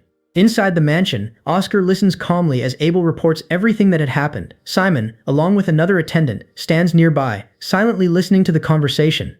When Oscar learns that Seo-Ah personally purchased the remaining flowers and placed them all herself, Abel confirms that it is true. He then admits that he had no choice but to help her, believing they would never have returned before nightfall otherwise. Standing behind Abel, one of the orange-haired guards silently glares at him with visible displeasure. Oscar, holding a cigarette, questions whether Abel has already abandoned the assignment he was ordered to complete within a month. The question leaves Abel completely speechless. Lowering his head in silence, he can offer no excuse before reluctantly wondering whether giving up would at least free him from the burden of following Seo everywhere. With his back turned, Oscar calmly lights his cigarette before making it clear that abandoning the mission changes nothing. He then reminds Abel that his objective was to persuade Seo-Ah not to become someone who blindly follows wherever she leads. Oscar criticizes him for allowing himself to be dragged around so easily, comparing his behavior to that of a loyal dog rather than someone carrying out an assignment. Intimidated by the warning, Abel quietly accepts the criticism and promises to remember it. As night falls, Oscar orders everyone to leave the room. One by one, the attendants begin walking out. Just as Oscar adjusts his suit to leave himself, a voice suddenly stops him. It is Barbara, an adult woman dressed in a formal suit. Ignoring his order to leave immediately signals that the matter must be important, something Oscar recognizes at once. Barbara informs him that the Marchioness had sent a message earlier that morning. While continuing to smoke, Oscar asks what the message concerns. Barbara explains that it is related to the birthday celebration of Count Jerome's daughter. Hearing this, Oscar lets out a sarcastic smile. He finds the request utterly ridiculous. In his mind, it was already excessive that the Marchioness had demanded a necklace worth tens of billions of curte as an engagement gift. Now, she even expects him to attend her beloved daughter's birthday celebration in person, pushing her demands even further. Oscar's expression darkens with anger as he concludes that shamelessness and greed must simply run in the Marchioness's family. Barbara calmly explains that she had already replied on his behalf, informing the Marchioness that Oscar was currently away and would find it difficult to attend the celebration. However, she also warns that the Marchioness would most likely visit the estate herself in the near future. The possibility immediately puts Oscar on edge. After a brief moment of thought, he instructs Barbara to record the cost of the extravagant necklace as a business expense so that he can calculate whether the transaction ultimately resulted in profit or loss. The scene then shifts to a quiet bath illuminated by rows of flickering candles. Oscar lies silently in the warm water, allowing himself a rare moment of solitude. As he slowly exhales, he feels the sudden wave of disgust that had risen inside him begin to settle little by little. Resting his head against the edge of the bath, he struggles with the suffocating frustration buried deep within his heart. The overwhelming emotion feels so intense that it makes him want to tear open his own chest just to escape it. Gradually sinking farther beneath the water, another thought crosses his mind. No matter how much time passes, the stench of blood seems to cling to every part of him, refusing to disappear. Closing his eyes, he longs to wash everything away beneath freezing water, believing that only beneath an icy surface does true peace exist, a silent place where even breathing is impossible. To him, that empty stillness feels like the only escape from a life he considers utterly pitiful. After finishing his bath, Oscar dries himself, puts on his robe, and changes into fresh clothes before returning to his bedroom. As soon as his eyes fall upon the room, a memory suddenly resurfaces. He recalls Seo-Ah asking when he would return. For reasons he cannot understand, those simple words continue to echo inside his mind. He finds himself replaying them repeatedly, unable to understand why such an ordinary question refuses to leave his thoughts. Elsewhere within the mansion, Seo-Ah quietly sits alone in her room, with her diary open before her. She attempts to write about the day's events, only to realize that most of her memories have become strangely blurred. She wonders if holding back her tears throughout the day had left her unable to remember much at all. In fact, she can barely recall how she even managed to return to her room. Unable to gather her thoughts, Seo-Ah eventually closes the diary without writing anything meaningful. She lies down on her bed and gently closes her eyes, but sleep refuses to come easily. Instead, regret begins filling her heart. She questions why she had gone to Palpian in the first place, and wonders why she had felt compelled to buy all of those flowers. Looking back on everything that had happened, Seo-Ah can only see her actions as foolish. To her, the entire day feels distant and hazy, drifting by without purpose, leaving behind nothing but exhaustion and lingering sadness. Unable to fall asleep, Seo-Ah remains trapped in her thoughts. The more she reflects on the day, the more useless it seems to her. She feels as though every moment had been spent burdening others, leaving her with nothing but regret and self-criticism. Then, as she opens her eyes, one particular memory resurfaces. Amidst the haze of that exhausting day, a single moment remains vividly clear in her mind. Oscar had truly come to the house. It had not been a dream or a misunderstanding. That mansion was genuinely his home, and despite everything that had happened, that brief encounter stands out more clearly than anything else she can remember. Unable to silence her thoughts, Seo-Ah eventually gives up on trying to sleep and sits up in bed. As she thinks back on the evening, she suddenly remembers Barbara mentioning that she would bring dinner later. Considering the situation, Seo-Ah realizes that Barbara would most likely be pushing the usual serving cart. Opening the heavy door while maneuvering the cart would probably be inconvenient and difficult. Wanting to help, she decides to leave her room and wait ahead of time. Stepping into the quiet hallway, Seo-Ah plans to hold the door open before Barbara arrives. However, the moment she begins walking, an unsettling chill brushes past her. A strange sensation crawls up her spine as she becomes aware of someone's presence behind her. Instinctively, she turns around. What greets her is an enormous shadow stretching across the floor. The dark silhouette reaches all the way to her feet, towering over her like the face of a sheer cliff. For a brief moment, it feels as though the shadow itself has wrapped around her ankle, preventing her from moving. Her heart immediately tightens. Then she recognizes the figure standing there. It is the same imposing man she encountered before, Oscar. His broad, muscular frame dominates the corridor as he silently gazes in her direction. At the same time, Seo-Ah finds herself staring back at him, frozen in place as the unexpected encounter unfolds in the quiet hallway. It is nighttime, and the mansion is quiet. Inside the library, Oscar unexpectedly finds Seo-Ah standing before him. For a brief moment, the two simply look at one another in silence. Seo-Ah wonders whether he has come to read. Unsure of what to do, she hesitates, takes a few cautious steps forward, pauses, and then gathers the courage to approach him properly. Standing before the Duke, she politely bows, realizing that the chaos of earlier events had prevented her from greeting him after his return. She finally welcomes him back and asks whether his journey had been safe. Oscar responds with a faint smile, commenting on her impeccable manners, before asking how she has been during his absence. Seo-Ah respectfully explains that everyone in the mansion had taken good care of her, and that she had been living comfortably. However, Oscar quietly points out that her day did not seem nearly as peaceful as she claimed. Embarrassed, Seo-Ah admits that she had made a small mistake earlier that day. She explains that the flowers she had purchased were unknowingly taken from a cemetery, so she returned them to where they belonged. Curious, Oscar asks whether that incident was connected to her scattering salt around the mansion. Seo-Ah confirms that it was. She explains that according to the customs she grew up with, salt is believed to cleanse bad fortune and ward off misfortune. Oscar then wonders whether Abel had also bought flowers. Seo-Ah shakes her head and explains that Abel had only helped place the flowers at the cemetery. Oscar jokingly questions whether Abel had mistreated the graves in some way. Seo-Ah quickly denies it, although she recalls that he had casually brushed fallen leaves away from the gravestones with his foot. When Oscar asks what was wrong with that, Seo-Ah shyly admits that, if she were a ghost, she would probably have haunted him for being so disrespectful. Her unexpected answer draws an amused smile from Oscar, while Seo-Ah immediately begins worrying that she has said something strange again. After a brief silence, Oscar returns to the subject of the salt, allowing Seo-Ah to explain further. She tells him that, back in her hometown, people would simply take a handful of salt from a large container and scatter it around for protection. The tiny salt container inside the mansion had surprised her, though she eventually realized that salt was still salt regardless of how it was stored. Listening to her unusual stories, Oscar remarks that she continues to surprise him in all sorts of unexpected ways. The conversation gradually shifts toward the allowance he had given her. After learning that she received 500 million Cruelty each week, Oscar notes that she spends only a tiny fraction of it each day. Seo-Ah politely lowers her head and explains that Oscar has already provided everything she truly needs. Because of that, she only purchases necessities. Rather than spending, Oscar quietly observes her modest attitude before noticing that she is wearing clothing he has never seen before. At first, Seo-Ah does not understand what he means. The moment she realizes he is referring to her outfit, her face immediately turns bright red. Flustered and unable to find the right words, she nervously fidgets in place. Watching her reaction, Oscar finds himself puzzled by how easily she becomes embarrassed. An old memory briefly crosses his mind, causing him to study her expression a little longer. Yet before those thoughts can linger, he clenches his fist, forcing himself to regain his composure. After a long silence, Oscar simply tells Seo-Ah that she should return to her room. Caught off guard, Seo-Ah hesitates before shyly saying goodbye. She quietly walks past him and disappears into her room, gently closing the door behind her.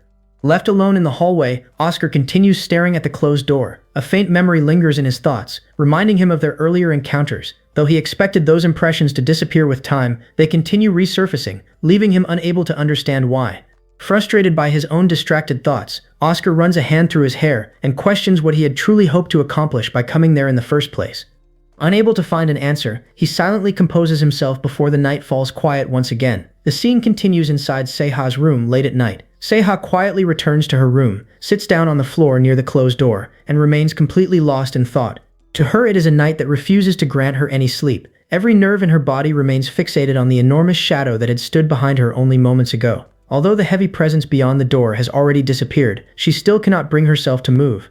She remains sitting silently, unable to calm her mind. Slowly, she rests her forehead against her hand. She begins thinking about how foolish she must have looked in front of Oscar. Her head gradually lowers until she is staring at the floor.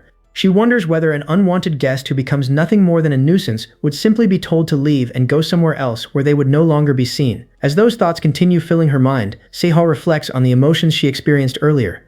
She realizes that she had waited for Oscar to return. When he finally did, she had felt relieved. Even so, she had never wanted to face him directly. Instead, she had wanted to keep her distance from him. She wishes she could remain at the same distance from which she had secretly watched him through the train window. However, deep down, she realizes that keeping such a distance will not be easy anymore. After remaining lost in thought for a long time, Seo finally gets up. She quietly walks to her bed. She lies down and gently closes her eyes. Before sleep overtakes her, another painful thought crosses her mind. She believes that one day she will have to confess her sin to Oscar. She cannot understand why merely looking at him leaves her completely breathless. She silently calls herself a fool for feeling that way. She wishes she could turn back everything that happened throughout the entire day. As she gradually falls asleep, tears begin flowing from her closed eyes.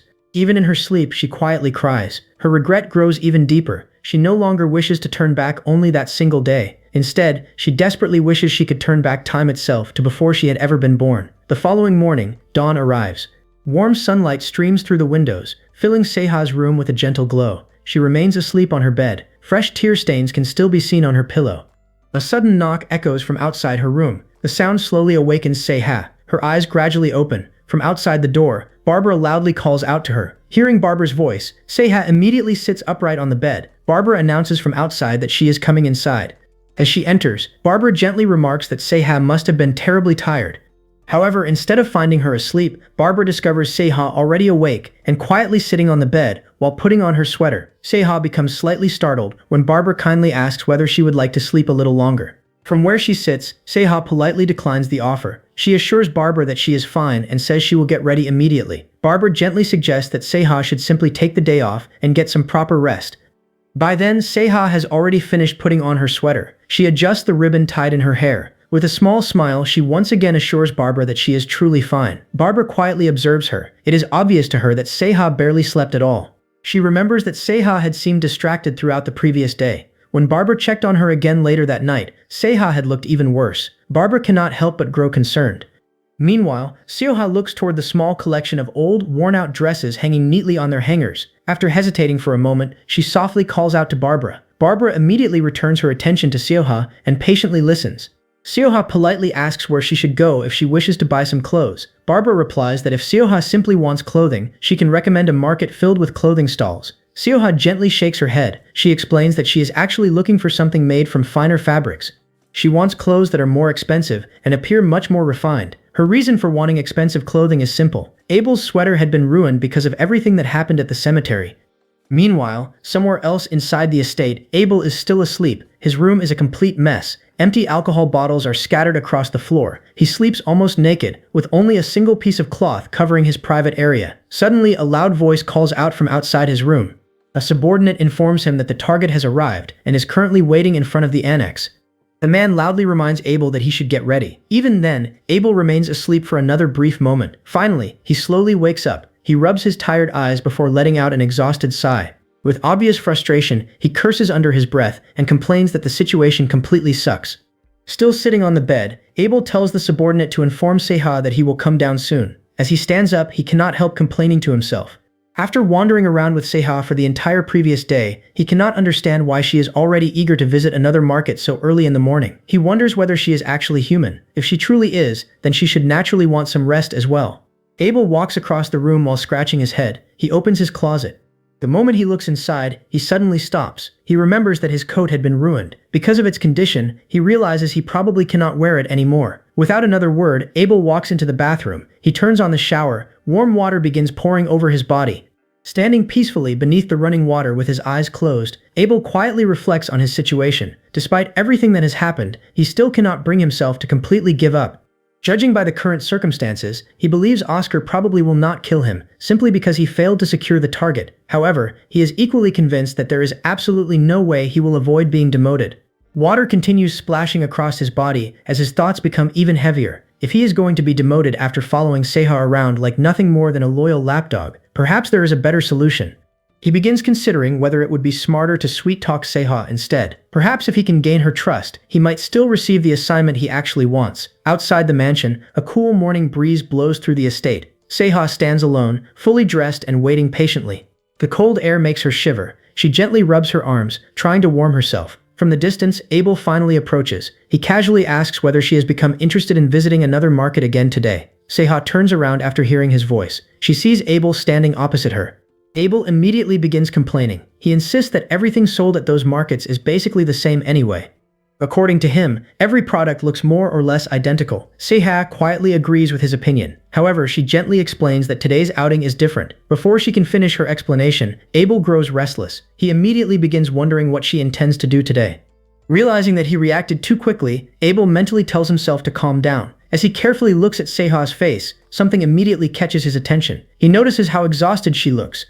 She appears as though she cried throughout the entire night and never slept even for a single moment. For a brief second, Abel almost begins feeling sympathy for her. Immediately afterward, he reaches toward the back of his neck and scolds himself. He laughs quietly, believing he is becoming sentimental over absolutely nothing. To regain his confidence, Abel reminds himself who he is. He tells himself that he is Abel Sting. He convinces himself that charming Seo-Ah will not be difficult. As he looks at her, he confidently believes he can make her fall for him. He even convinces himself that he loves this woman. Meanwhile, Seo-Ah simply stands there with her usual calm expression. She finally reveals the real purpose of today's outing. She says that she wants to visit a department store. Her unexpected answer completely surprises Abel. Confused, he asks why. Seo-Ah gently explains that his clothes were ruined because of her. For that reason, she wants to buy him something new. Abel is left completely confused. He cannot understand why she would do something like that for him. Trying to act generous, he tells her to forget about it. He also points out that she has no idea how expensive his ruined coat actually was. Without saying another word, Seo-Ah reaches into her bag. She calmly takes something out. She asks whether it will be enough. The moment Abel sees it, he freezes in complete disbelief. It is a check. Completely shocked, he asks whether Barbara gave her that check. Seo-Ah simply replies that she did. Still unable to believe it, Abel tries to pressure her. He asks what she intends to do if the amount written on the check is not enough. Seo-Ah confidently replies that if it is insufficient, she will simply ask Madame Barbara for a little more money. Hearing that answer leaves Abel speechless once again. He realizes that Seo-Ah truly has no understanding of what it means to be rich. His thoughts suddenly drift back to their conversation at the cemetery. He quietly realizes that the incident must have genuinely bothered her far more than he originally believed. After thinking for a moment, Abel turns his back toward her. He finally agrees. With an unusually cheerful smile, he invites Seo-Ah to come along. He confidently promises that he will take very good care of her. Seo-Ah quietly watches him from behind. She cannot help noticing how suddenly his entire mood has changed. Feeling slightly awkward, she quietly explains that she had never stolen the money. Abel immediately reassures her. He calmly tells her that of course she did not. With that misunderstanding settled, the two of them begin walking away together. Elsewhere inside the mansion, Oscar quietly watches both of them from a distant window high above. Standing beside him, Barbara suggests that it would be far better to keep Seo-Ah in one place instead of allowing her to wander all over the city. She also explains that she intends to triple the size of the backup team. Furthermore, she will make sure they move through the crowd without being noticed. Oscar remains completely silent. He simply responds with a slight shake of his head. Barbara places a cup of tea onto the nearby table. After finishing her report, she politely excuses herself. She explains that she will go check on the backup team currently waiting on standby for Seo-Ah's outing. Barbara quietly leaves the room. Even after she is gone, Oscar remains standing at the window. His eyes never leave the figures of Seo-Ah and Abel as they disappear into the distance. Meanwhile, Barbara walks through the hallway. There, she unexpectedly encounters Simon. Barbara quietly informs him that Oscar is in an unusually foul mood. She reveals that despite taking a cold bath the previous night, Oscar continued washing himself several more times afterward. Hearing this, Simon immediately recalls the true reason behind Oscar's strange habit. Oscar bathes only in freezing cold water because it is the only way he can cool the violent emotions constantly raging inside him. Even now, Oscar continues watching Seo-Ah and Abel from afar through the glass window. Simon silently wonders what could possibly have disturbed Oscar so deeply this time. However, Simon remains completely unaware of the truth. The person responsible for stirring Oscar's emotions is none other than Seo-Ah. Before the story unfolded, the St. Roel Cathedral had already stood proudly for more than 1,000 years, serving as one of East Norfolk's most iconic landmarks. Directly across the plaza from the ancient cathedral stood View's department store, the first department store ever established in East Norfolk. Although View's was now the largest and most prestigious department store in East Norfolk, boasting a long and distinguished history, it had not always enjoyed such overwhelming success. The store only truly came to dominate the city's commercial district about 10 years earlier. Before that, many members of the old nobility had been reluctant to purchase goods from a place that welcomed ordinary citizens alongside aristocrats. Everything began to change after rumors spread that a young marquis had invested in the nearly bankrupt View's department store. At first, very few people paid attention to the decision of such a young nobleman, especially one who had only recently begun establishing his reputation in the business world. Many mocked the investment, believing the marquis had exhausted his fortune after building an impressive steel company. Others whispered that he had never even attended the academy, making his business ambitions seem even more unrealistic.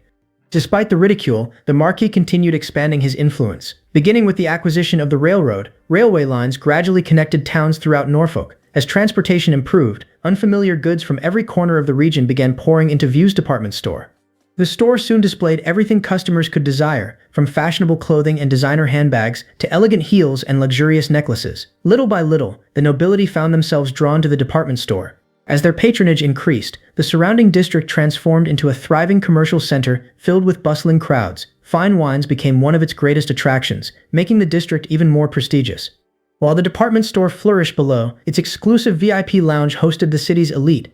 Inside the luxurious lounge, the Marchioness sat gracefully with an elegant posture. Her beauty and dignified presence naturally captivated everyone around her. Members of high society approached her one after another, expressing how honored they felt to meet her during the festival's commemorative exhibition.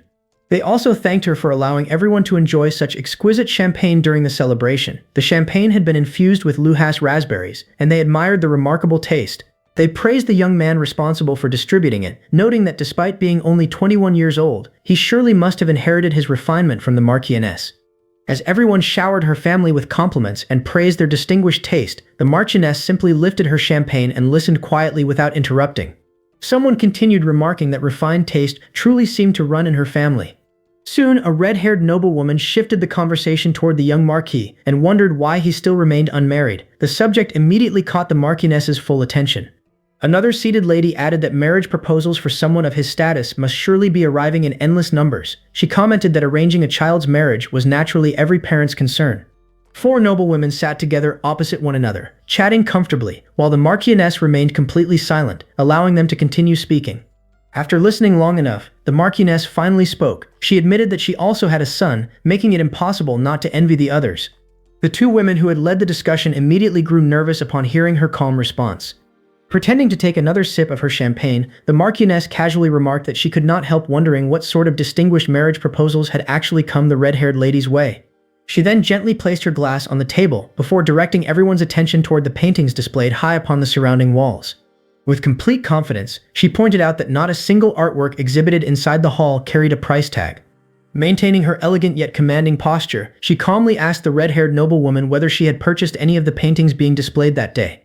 The simple question completely cornered the woman. She became embarrassed, shy, and utterly defeated by the Marchioness's composed words. The Marchioness lightly touched her own face while looking directly at the woman. She remarked that if the lady had not purchased any of the artworks, she could not imagine why she would be so interested in discussing other people's personal affairs. The atmosphere immediately became awkward. Every one of the four ladies fell silent, unable to respond after being overwhelmed by the Marchioness's subtle yet devastating sarcasm.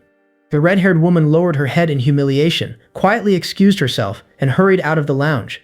The Marchioness remained seated exactly where she was, her calm composure alone commanding everyone's respect and attention. Just then, a cheerful blonde-haired young woman entered the VIP lounge, passing the embarrassed red-haired lady as she left. Smiling brightly, the young woman affectionately addressed the Marchioness as her mother. The Marchioness warmly called her over and welcomed Sabine to her side. Another noblewoman immediately complimented Sabine, remarking that she looked just as lovely as ever. Sabine gracefully thanked her for the kind compliment, before politely asking everyone's permission to borrow her mother for a private conversation, explaining that there was something important she wished to discuss. The ladies readily agreed, encouraging the two to go ahead.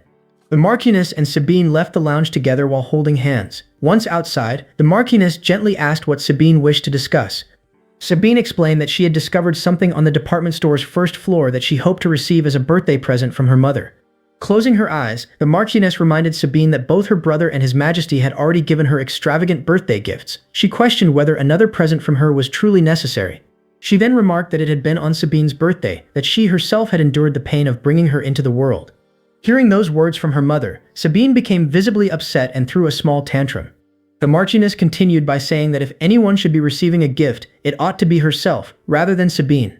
Before Sabine could respond further, something immediately caught her attention. She pointed toward a woman with a red ribbon tied in her hair. The Marchioness followed Sabine's gaze, and both of them looked in the same direction.